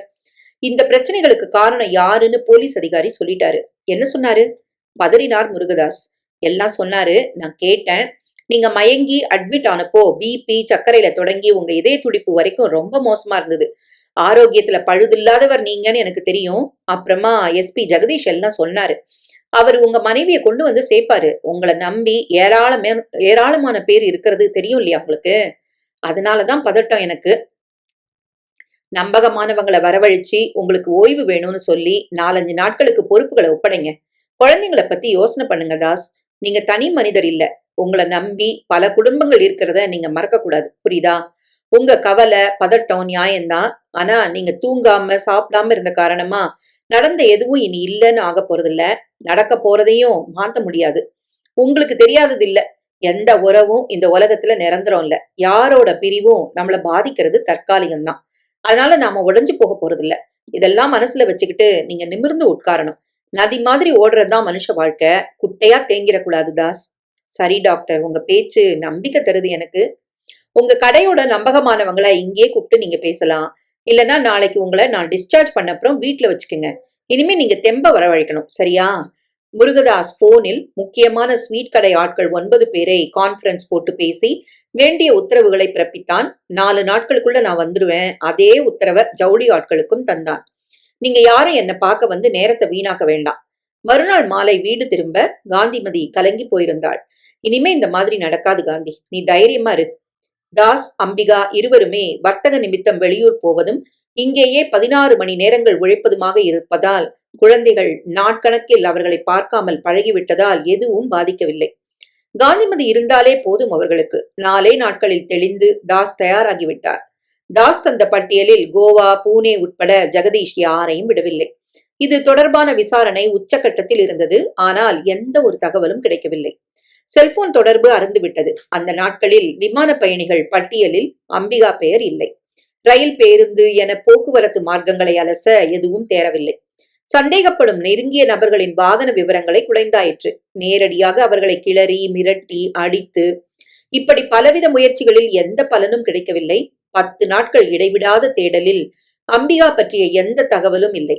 30 லட்சம் பணத்தை செலவழிக்க முடியும். ஆனால் 300 சவரன் நகைகளை எங்காவது விற்றால் தானே பலன். அதனால் உள்ளூரிலும் வெளியூரிலும் மாநிலம் தாண்டி பிரபல நகைக்கடைகள், அடகு கடைகள் என விசாரணை. புயல் வேகத்தில் நடக்க அதற்கும் பலனில்லை. நடுவில் அனாமத்தாக பெண் உடம்பு கிடைக்கிறதா என்ற விசாரணை, விபத்து பட்டியல், இந்த வயதை குறிப்பிட்டு நோயில் மரணித்தவர்கள் பட்டியல் என அந்த தேடலும் நடந்தன. ஏறத்தாழ 3 வாரங்கள் கழிய விசாரணை பட்டியலில் பல பேர் இருந்த காரணமாக விவரம் வெளியே கசிந்து அம்பிகா 3 கோடிகள் மதிப்புள்ள நகைகள், 30 லட்சம் பணத்துடன் வீட்டை விட்டு வெளியேறிய செய்தி ஊடகத்தில் வெளியானது. அதிர்ந்து போனான் தாஸ். ஜெகதீஷை அழைத்தான். எப்படி சார் இது? வேற வழி இல்ல முருகதாஸ். இத்தனை நாள் மூடி வச்சதே அதிகம். பல பேர்கிட்ட விசாரணை நடத்தும் போது வெளியில வராம இருக்குமா? எத்தனை வாய்களை மூட முடியும் முருகதாஸ்? அதை தொடர்ந்து முருகதாஸை மீடியா முற்றுகையிட தொடங்கி கேள்விக்கணைகளால் துளைத்தது. சொந்த வீட்டுல அவங்க நகைகளை, அவங்க பணத்தை அவங்களே திருடிட்டு போக வேண்டிய அவசியம் என்ன? அவ எழுதி வச்ச கடிதமும் வெளியே வந்துட்டுது. தான் மேல குத்தம் இல்லைங்கிறத நிரூபிக்க கடிதத்தை வெளியிட முருகதாஸ் முடிவு செய்தான். அதை காந்திமதியும் எஸ்பி ஜெகதீஷும் வன்மையாக கண்டித்தார்கள். சார், நம்ம 2 பேருக்கும் கள்ள உறவுக்கு அது தெரிஞ்ச காரணமா நான் போறேன்னு அவங்க லெட்டர்ல எழுதியிருக்காங்க. இது உங்களுக்கு பெரிய பாதகம் இல்லையா? ஆமா முருகதாஸ், காந்திமதி சொல்றதுதான் சரி. சார், அது இல்லன்னு எங்க 2 பேருக்குமே தெரியும். நமக்கு தெரிஞ்சு என்ன சார் லாபம்? ஊரும் உலகமும் அதை நம்புமா? அம்பிகா பிசினஸ நீங்க முடக்க காரணமே நம்ம தப்பான உறவுதான்னு கோத்து கட்டுவாங்க. இது பெரிய பாதகம் நமக்கு. எனக்கு இது புரியாம இல்ல காந்தி. போலீஸ் 3 வாரங்களா முழு வீச்சோட தேடியும் அம்பிகா அகப்படல. அவள நானே கொன்னிருக்கலாம்னு ஒரு கொலைப்பழி என் மேல விழ வாய்ப்பு இருக்கு. எனக்கு அது அவசியமா? அதனாலதான் அவ லெட்டர் வெளியில வரட்டும்னு சொல்றேன். நான் எல்லாத்தையும் மூடி வைக்கத்தான் நினைச்சேன், முடியல. அதனால பணம் நகைகளோட அவ ஓடி போனது வெளியில வரணும். காரணம் எதுவா வேணும்னாலும் இருக்கட்டும். சற்று யோசித்த ஜெகதீஷுக்கு அது நியாயமாகப்பட்டது. இதனால பல பிரச்சனைகளை நீங்க சந்திக்க வேண்டி வரும் தாஸ். நான் தயாரா இருக்கேன் சார். ஊடகத்தின் கேள்விகள் துளைக்க ஆரம்பித்தன. அவங்க யார் கூடவாவது ஓடி போயிருப்பாங்கன்னு நீங்க சந்தேகப்படுறீங்களா? இந்த மாதிரி பேசாதீங்க. அவ அந்த மாதிரி பொண்ணு இல்ல. எனக்கு என் மனைவி நடத்தையில என்னைக்குமே சந்தேகம் வராது. ஆனா நீங்க வீட்ல வேலை பாக்குற பொண்ணோட கள்ள உறவு வச்சிருந்தது அவங்களுக்கு தெரிஞ்சிருக்கே. லெட்டர்ல புட்டு வச்சுட்டாங்களே. அது உண்மை இல்லைன்னு நான் சொன்னா நீங்க யாரும் நம்ப போறது இல்ல. என் நடத்தைக்கு ஊரும் உலகமும் சர்டிபிகேட் தரணும்னு நான் எதிர்பார்க்கல. சில கோடி மதிப்புள்ள நகைகளோட போன அம்பிகா உயிருக்கு ஆபத்தில்லாம திரும்பணும். அவங்கள மீட்க போலீஸ் விடாம செயல்படுறாங்க. அடுத்த 10 நாட்கள் முருகதாஸ் ஊடகம் முழுக்க பரபரப்பான சூடான தலைப்புச் செய்தியானான். அவன் குடும்பத்தை பிரித்து மேய்ந்தார்கள். எந்த கடைக்கு அவன் வந்தாலும் அவனை பார்க்க கடைவாசலில் கூட்டம் அள்ளியது. ஊடக ஆட்கள் கேமராவுடன் பகலாக அவன் பின் அலைந்தார்கள். காந்திமதி மார்க்கெட் போன்ற இடங்களுக்கு சுதந்திரமாக போய் வர இயலவில்லை. கட்ன பொண்டாட்டிய வீட்டை விட்டே துரத்தன இவளா? இவதானா? அழகான ஆம்பளை வளைச்சு போட்டுட்டா? நிறுத்துமா. அப்படி இருந்தா இவளை வீதியில வச்சு அவ ஏன் செருப்பால் அடிக்கல? 300 சவரன் 30 லட்சத்தோட அவ அவன் கூட ஓடினாளோ? பொண்டாட்டியை விட வேலைக்காரி தளதளன்னு இன்னும் அழகா இருக்கா. அவரும் ஆம்பளை தானே. இன்னும் பலவித விமர்சனங்கள். யார் எப்படி பேசினாலும் வர்த்தகம் பாதிக்கவில்லை. கூட்டம் கூடியதே ஒழிய குறையவில்லை. மேலும் 2 வாரங்கள் ஓடிவிட அம்பிகா பற்றின எந்த தகவலும் கிடைக்கவில்லை. போலீசுக்கே இது சவாலாக இருந்தது. ஊடகம் முருகதாஸ் குடும்பத்தை பற்றி கதறி மெல்ல மெல்ல ஓயத் தொடங்கியது. அதற்குள் சினிமா நடிகை ஒருவரின் விவாகரத்து பற்றி எரிய தொடங்கிவிட்டது. அரசியலில் ஒரு முக்கிய தலைவர் ஊழலுக்காக கைது செய்யப்பட, அது தொடர்பான போராட்டங்கள் வெடித்து அது ஒரு பக்கம் சூட்டை கிளப்பிவிட, ஒரு சுமார் நடிகரின் படம் மிகப்பெரிய வெற்றியை அடைய ஊடகம் மற்றும் மக்களின் கவனம் முற்றிலுமாக திசை மாறிவிட்டது. போலீஸ் அதிகாரிகள் முழுக்க அரசியல் கொந்தளிப்பில் கவனம் செலுத்த முருகதாஸை மறந்தே போனார்கள். அம்பிகா உயிருக்கு ஆபத்து இருக்காது என முருகதாசும் காந்திமதியும் ஆறுதல் பட்டுக் கொண்டார்கள். வழக்கம் போல நவ்யா பை நைட்ஸ் துரித உணவகமும் இனிப்பு கார கடையும் சக்கை போடு போட முருகதாஸின் முழு கவனமும் திசை திரும்பிவிட்டது.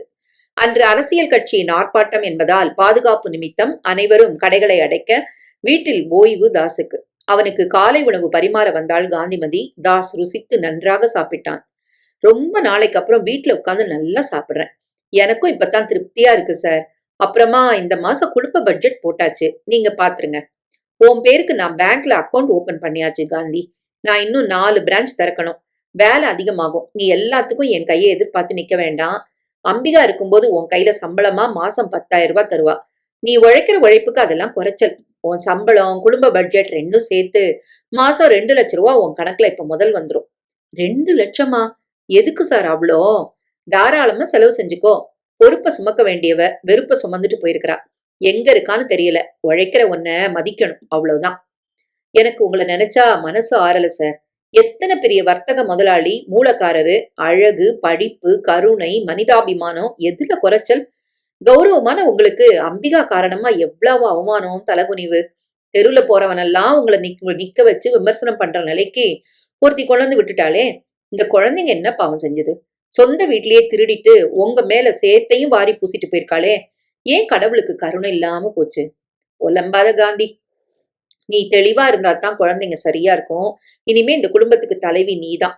காந்திமதி அதிர்ச்சியோடு நிமிர, மனைவியா இருந்தவளுக்கு தலைவியா வாழற தகுதி இல்ல. தலைவியா மாறப்போற உனக்கு மனைவி அந்தஸ்து இல்ல. வினோதம் பாரு. ஊர் உலகம் என்னவோ பேசட்டும். நம்ம வேலைகளை நாம செய்வோம், சரியா?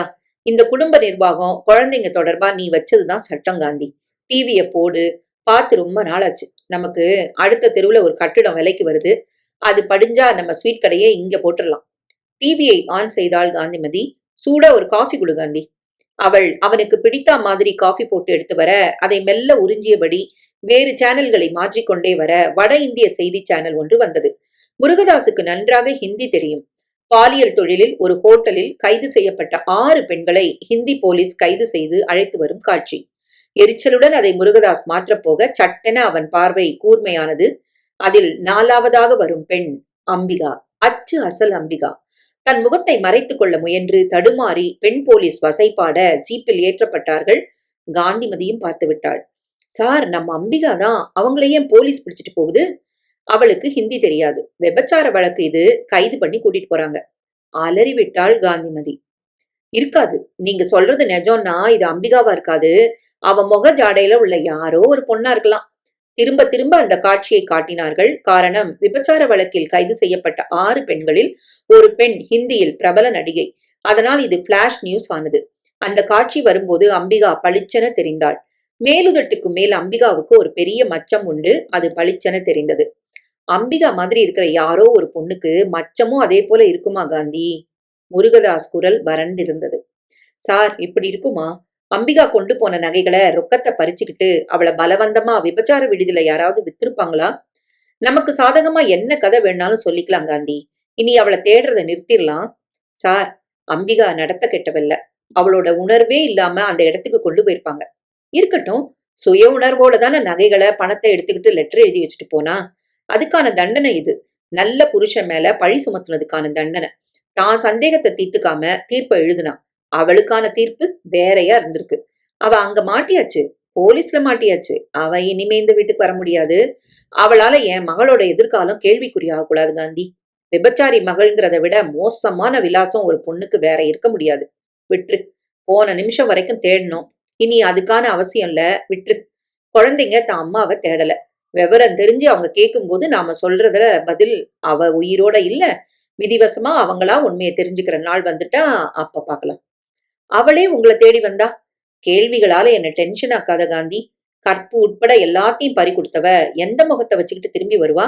விட்டுரு இந்த பேச்ச. இந்த வீட்டுல குழந்தைங்களோட சேர்த்து இனிமே 4 பேர் தான். போய் வேலை பாரு. எனக்கும் வெளியில நிறைய வேலை இருக்கு. ஒரு நிமிஷம், நான் சொல்றேன்னு கோவப்படாதீங்க. அவ ஏடா கூடமா மாட்டியிருந்தா அவளை மீட்கிறது நம்ம வேலை இல்லையா? அப்படியே விட்டுறலாமா?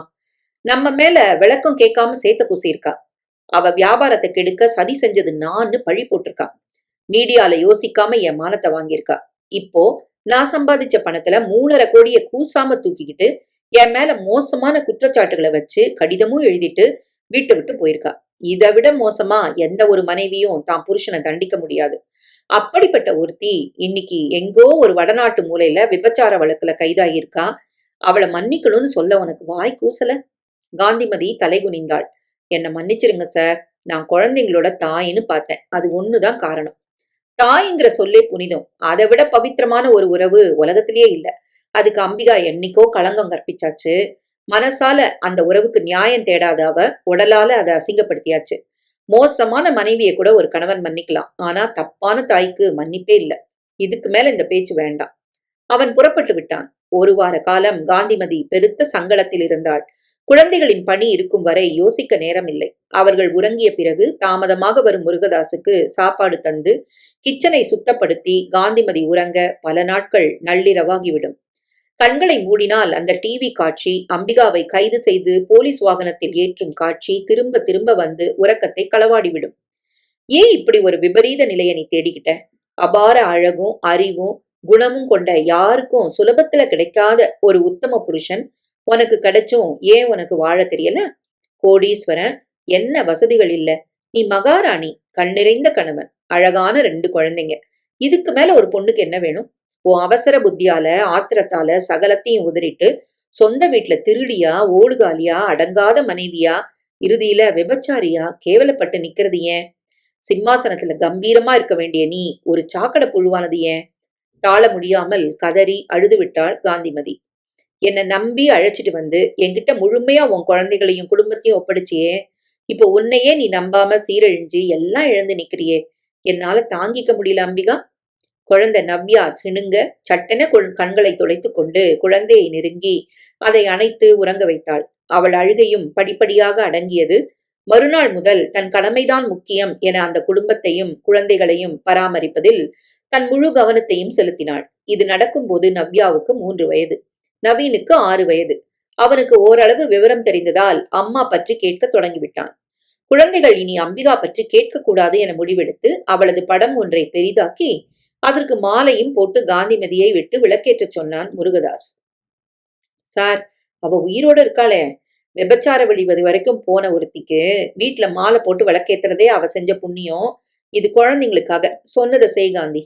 குழந்தைகள் அதை பார்த்து கேட்க, வெளியூர் போன உங்க அம்மா சாமி கிட்ட போயாச்சு, எப்ப வருவாங்க? இனி வரமாட்டாங்க, உங்களுக்கு தான் ஆயாமா இருக்காங்களே. இருவரும் அதற்கு மேல் எதுவும் கேட்கவில்லை. படத்துக்கு தினசரி முருகதாஸ் உத்தரவுப்படி விளக்கேற்றும் போது காந்திமதி மனது சங்கடப்பட்டது. உயிருள்ள ஒருத்தியை தெய்வமாக்கி விட்டோமே என்று. ஆனால் குழந்தைகளின் எதிர்காலத்துக்காக வழிமாறி போன ஒரு தாயை அவன் தெய்வமாக்கியது தனியாக யோசித்த போது நியாயமாகப்பட்டது. அடுத்த 1 மாதத்தில் குடும்பமே இயல்பு நிலைக்கு திரும்பிவிட்டது. அடுத்த கடைகளின் திறப்பு விழாவுக்கு நாள் குறித்து விட்டான் முருகதாஸ். அதற்கான வேலைகள் துரிதமாக நடக்க, யாராவது கதவை தட்டினால் கூட அம்பிகா வந்து வாசலில் நிற்பாளோ என்று பதைபதைப்புடன் கதவை திறப்பாள் காந்திமதி. அது இல்லை. அடுத்த கடைகளின் திறப்பு விழாவும் நடந்தது. யாரையும் பெரிதாக முருகதாஸ் அழைக்கவில்லை. ஆனால் பெரிய நவீனமாக்கப்பட்ட கடைகள். அவனுக்கு வேலை பளு அதிகமாகிவிட்டது. அந்த வார கடைசியில் முருகதாஸ் ஏற்கனவே தீர்மானித்து கொடை ரெசிடென்சியல் பள்ளியில் மகன் நவீனுக்கு பதிவு செய்து வைத்திருந்தான். அவனை கொண்டு போய் விடும் நாள் நாளை. காந்திமதிக்கு பிடிக்கவில்லை. இங்க சென்னையில நல்ல பள்ளிக்கூடங்களுக்கு பஞ்சமா? நமக்கு அடுத்த தெருவுல செட்டிநாடு வித்யாசிரம் பள்ளிக்கூடம், பிரமாதமான ஸ்கூலு. எதுக்கு கொடைக்கானல்? இங்க இருந்தா குழந்தை கண்ணுக்கு எதிரா இருப்பான், தினமும் வீட்டுக்கு வருவான். நவீன் பிறந்தப்பவே நான் முடிவு பண்ணியாச்சு, அவன் ஆம்பளை பையன், வெளியில வளர்ந்தா தப்பு இல்ல காந்தி. நவ்யா எப்பவும் நம்ம கூடதான். குழந்தை நவீனுக்கு ஆயாமாவை பிரிவதுதான் சங்கடமாக இருந்தது. ஆனாலும் அப்பா சொன்னதால் அவன் அதை ஏற்றுக்கொண்டு விட்டான். புத்திசாலி. ஆனால் பந்தபாசம் என்பது பெரிய அளவில் அவனுக்கு இல்லை. நவ்யாவும் ஓரளவு அப்படித்தான். அப்பா அம்மா சிறுவயது முதல் கூடவே இல்லாமல் எந்த நேரமும் பணத்தின் பின்னால் ஓடியதால், ஆயாம்மா மட்டும்தான் உலகம் என வாழ்ந்ததால் சுயநலம் அதிகமாகவே இருந்தது. நவீனை கொண்டு போய் கொடைப்பள்ளியில் விட்டுவிட்டு வேண்டிய பணத்தை தந்து உரிய ஆட்களிடம் அவனை பாதுகாக்க உத்தரவிட்டு புறப்பட்டான் முருகதாஸ். குழந்தையின் எதிர்காலம் கருதி இதை செய்தாலும் தன்னிடம் உள்ள ஒவ்வொரு சிறகாக முறிவது போல இருந்தது முருகதாசுக்கு. முருகதாஸ் மற்ற கடைகளை திறந்து வியாபாரம் சூடு பிடித்து விட்டது. மகனும் கொடைப்பள்ளியில் பொருந்தி விட்டான். 2 மாத காலம் ஓடிய பிறகு ஒரு நாள் ஒரு நாளிதழில் செய்தி. பிரபலமான ஹிந்தி நடிகை 3 மாதங்களுக்கு முன்பு விபச்சார வழக்கில் கைதானவர் மீண்டும் படப்பிடிப்பில் கலந்து கொண்டார். அதற்கான ஒரு வீடியோ கிளிப் வேறொரு யூடியூப் சேனலில் வெளியாகி இருந்தது. நவ்யாவை பள்ளியில் விட்டுவிட்டு வீடு திரும்பிய காந்திமதி இதை பார்க்க, இந்த நடிகை கூட தானே அம்பிகா கைதானா? நடிகை பிரபலமா இருக்கிற காரணமா எல்லாத்தையும் மூடி மறைச்சிட்டாளா?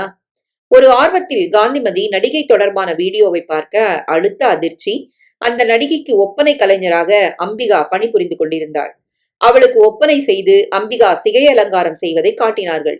அது நடிகை பற்றிய வீடியோதான். ஆனாலும் அம்பிகாவை பார்த்ததும் காந்திமதிக்கு பரபரப்பாகிவிட்டது.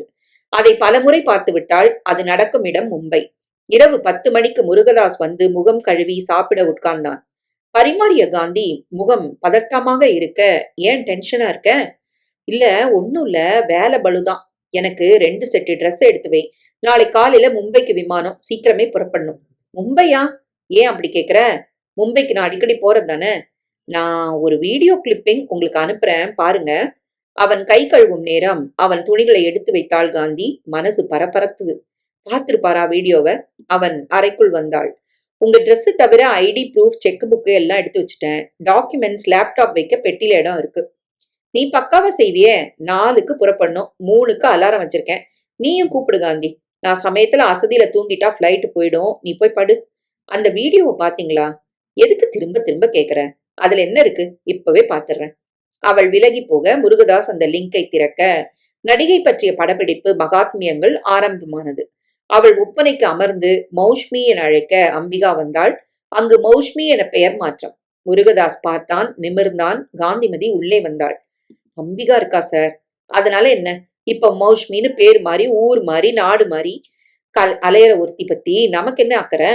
அம்பிகான ஒருத்தி காலமாகி படமா நம்ம வீட்டுல தொங்குறா. இது அவளை நான் காதலிக்கும் போது நானே எடுத்த போட்டோ. கரப்படாத அந்த அம்பிகா செத்தாச்சு. மத்தவங்க பத்தி என்ன இப்போ? ஏற்கனவே விபச்சார வழக்குல சிக்கின 2 பேரு இன்னைக்கு கை கோத்திருக்காங்க. அதுக்கு நமக்கு என்ன?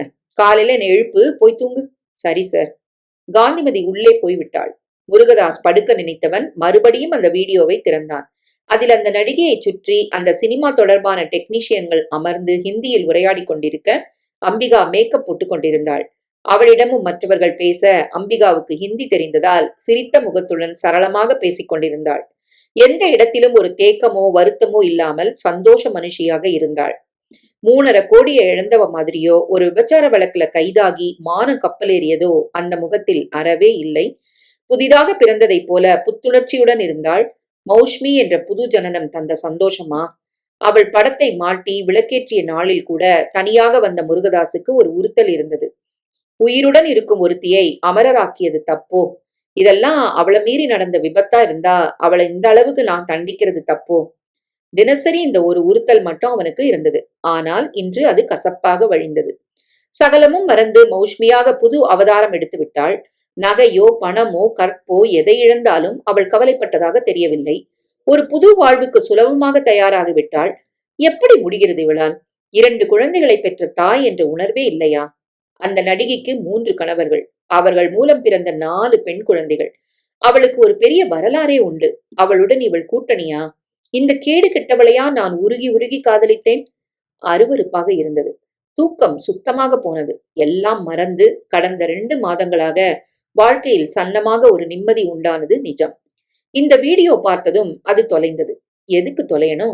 அவளை பத்தின ஒரு ஈர கசிவு மனதின் எந்த மூலையிலும் இனி இருக்கவே கூடாது. துளைத்து போட்டுடணும். கேவலமான ஒருத்தி என் வாழ்வுல வந்து போன அந்த பக்கங்களை கிழிச்சிடணும்.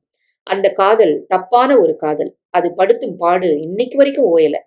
காலையில் உறங்கிவிட்டான். காந்திமதி உள்ளே நுழைந்து உலுக்கி எழுப்பினாள். நேரமாச்சு சார், சீக்கிரம் ரெடி ஆகுங்க. அவன் தயாராகி வர சூடான காஃபி பதமாக இருந்தது. ராத்திரி நீங்க தூங்கலையா? கண்ணுல தெரியுது சார். அது பரவாயில்ல காந்தி, என் தூக்கம் போய் பல வருஷங்களாச்சு.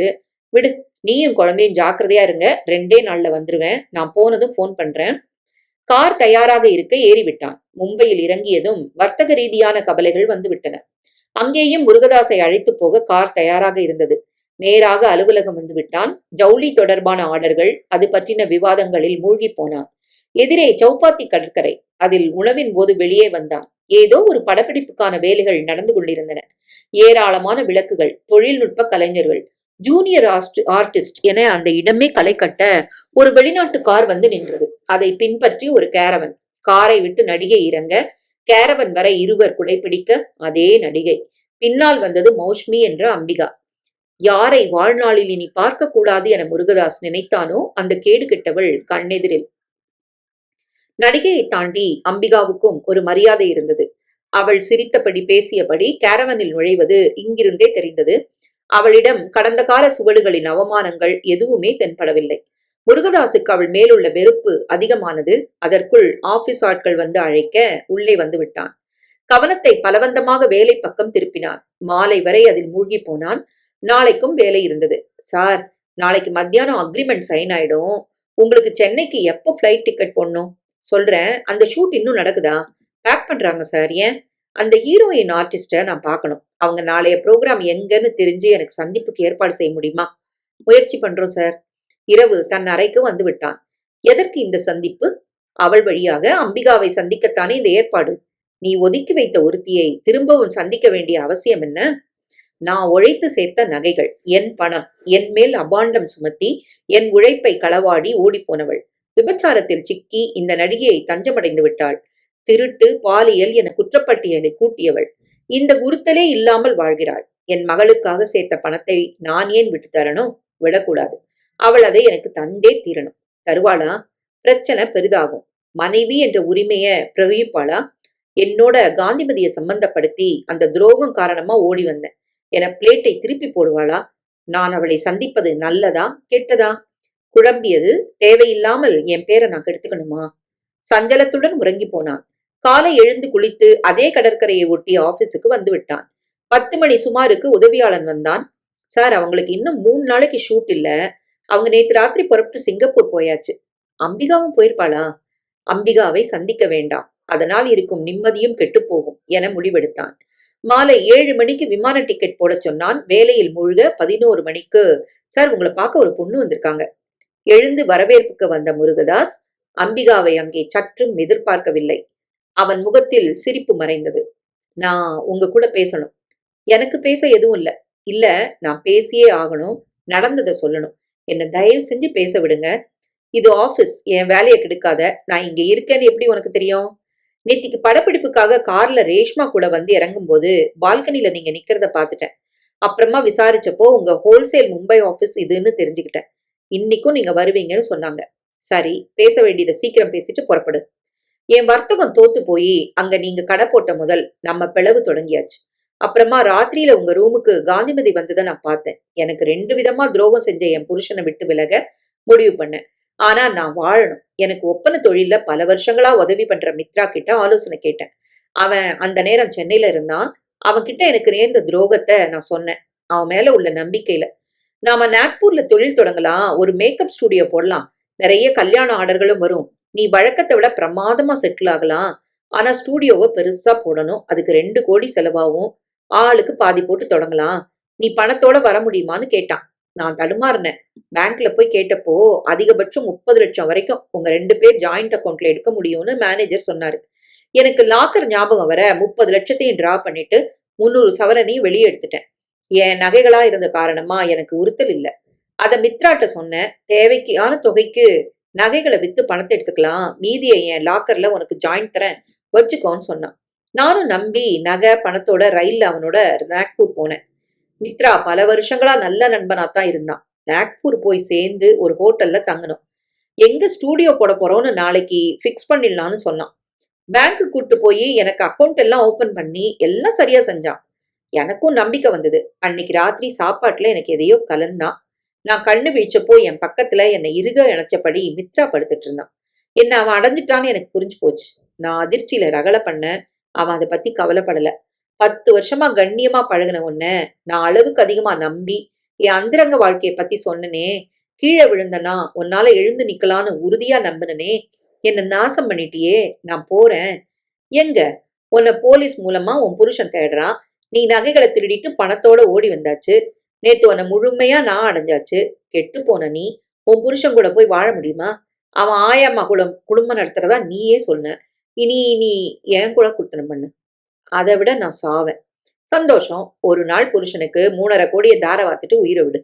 நான் என் பெட்டியை எடுத்தேன். அது கனமில்லாம இருக்க திறந்தா நான் கொண்டு வந்த 300 சவரனும் 30 லட்சமும் அதுல இல்ல. பதறி போனேன். அவனை பிடிச்சு உலுக்குனேன், தாக்குனேன். அவன் எதுவுமே பேசாம சிரிச்சான். நான் அளவுக்கு அதிகமா உன்னை நம்பினடா. நீ பைத்தியக்காரி. ஒரு 3வது மனுஷனை நம்பி கட்டின புருஷனை பத்தி கேவலமா பேசின. நான் சொன்னேன்னு பணம் மொத்த நகைகளை தூக்கிட்டு வந்த. நான் செட்டில் ஆக வழி சொல்லி தந்துட்டேன். விடு, நீ என் கூட இருந்துரு. நான் போலீஸ்ல புகார் கொடுப்பேன். உன்னை சும்மா விட மாட்டேன்.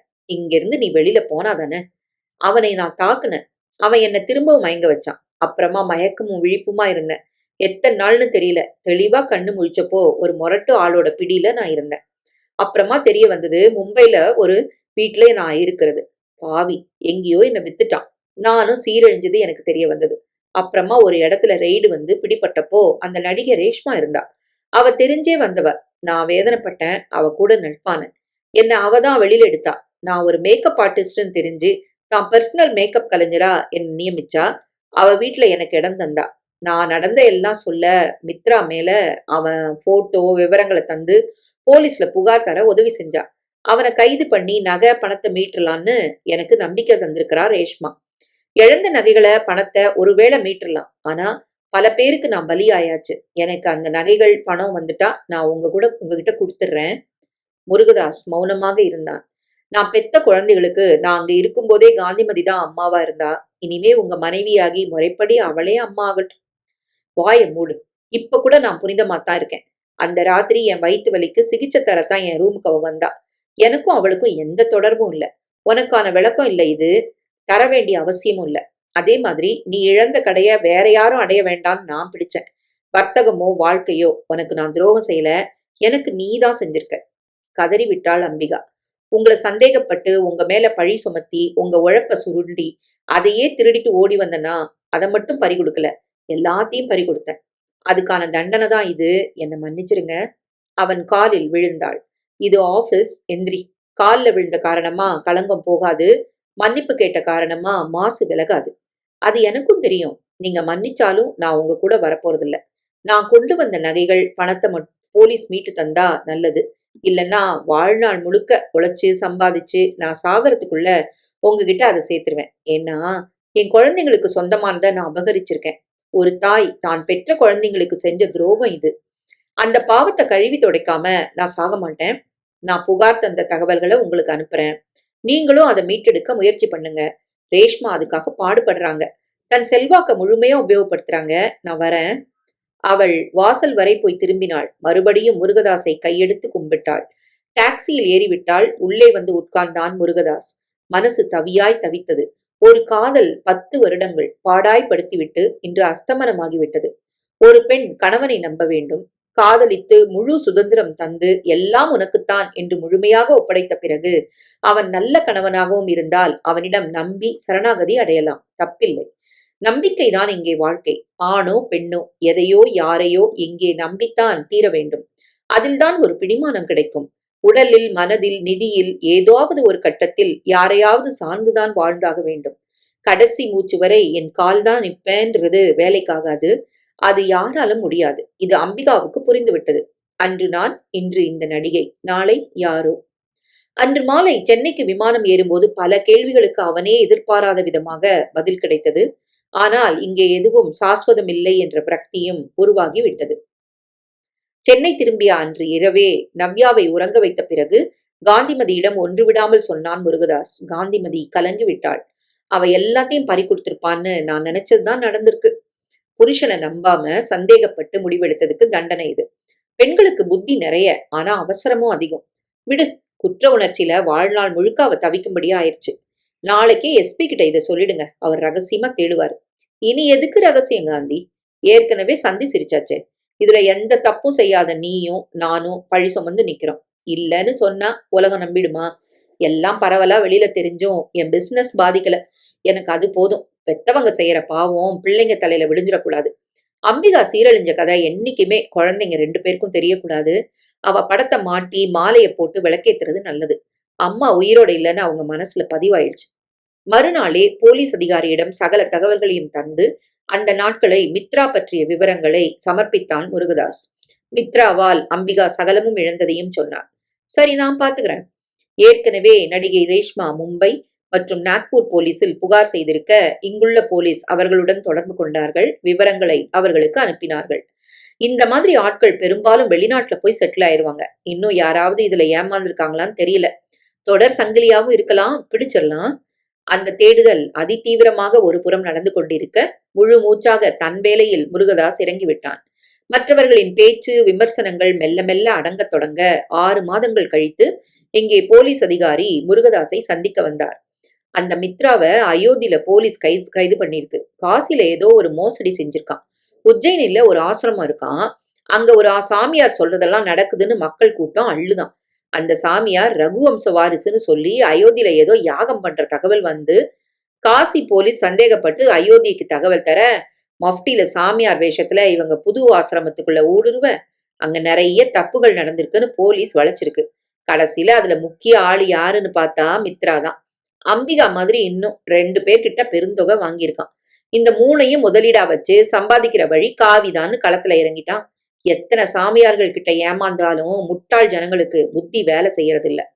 மூட நம்பிக்கை, தோல்விகள், பேராசை, உழைக்காம உச்சிக்கு வர என்ன வழி, இதெல்லாம் சேர்ந்து அதே குழியில தெரிஞ்சும் விழறாங்க. மித்ராக்கள் கடை விரிச்சிடுறாங்க. இப்ப என்ன செய்யலாம்? அவனை மும்பைக்கு நாளைக்கு கொண்டு வருவாங்க.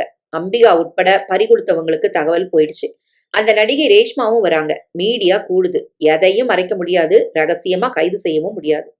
இதை அவர் பேசும்போதே நாடு முழுக்க உள்ள ஊடகங்கள் மித்ரா கைதான செய்தியை பரபரப்பாக வெளியிட பறி கொடுத்தவர்கள் பட்டியலில் அம்பிகா வெளிச்சம் போடப்பட்டாள். நடிகை ரேஷ்மா புகார் தந்து உதவியதால் மீடியா இன்னும் பரபரப்பானது. நம்ம நவ்யா கடை ஓனரோட ஓடி போன பொண்டாட்டிடா இவ. விமர்சனம் ஆரம்பமாகிவிட்டது. தாறுமாறாக அலசப்பட்டது. எத்தனை அடக்கமாக 4 சுவருக்குள் வாழ வேண்டும் என முருகதாஸ் ஆசைப்பட்டானோ அது பலிக்கவே இல்லை. அவனது அந்தரங்க வாழ்க்கை ஒரு மாதிரி காட்சியானது. அவனது படுக்கை அறைக்குள் தேசமே எட்டி பார்த்தது. அவன் மேல் 4 மாநில காவல்துறை தம் தம் புகார்களை தர, ஏற்கனவே அவன் மேல் கொஞ்சம் பழைய கிரிமினல் வழக்குகளும் இருந்ததால் ஒட்டுமொத்தமாக சிபிஐக்கு மாற்றப்பட்டது.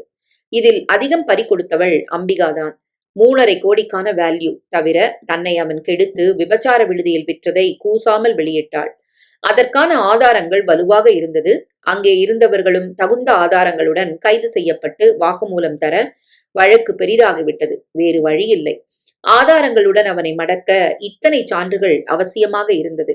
ஆனால் அம்பிகாவின் வேரை கிளற சென்னையில் அவளது அழகு நிலையம், அவளது கணவன் ஹோல்சேல் துணிகளை எடுத்து பிரபல ஜவுளி கடைகளுக்கு விற்பனை செய்யும் நபர் தவிர சென்னையில் பிரபலமான நவ்யா பை நைட்ஸ் என்ற இனிப்பு கார அதிநவீன துரித உணவகத்தின் 11 கிளைகளின் முதலாளி போன்ற எல்லா தகவல்களும் வெளியாகி ஏற்கனவே 1 வருடமாக முருகதாஸை கிழித்து தொங்கவிடும் ஊடகங்கள் இப்போது அதை கையில் எடுத்துவிட்டது. சரவணபவன் அண்ணாச்சி விவகாரம் ஒரு பக்கம் போய்க் கொண்டிருக்க, முருகதாஸ் இன்னொரு பக்கம் பிரபலமாக மித்ராவின் குற்றங்கள் நீதிமன்றத்துக்கு வர குற்றப்பத்திரிகை 10 தீபாவளி மலர் சைஸில் தயாராகி வழக்கு நடந்து கொண்டிருந்தது.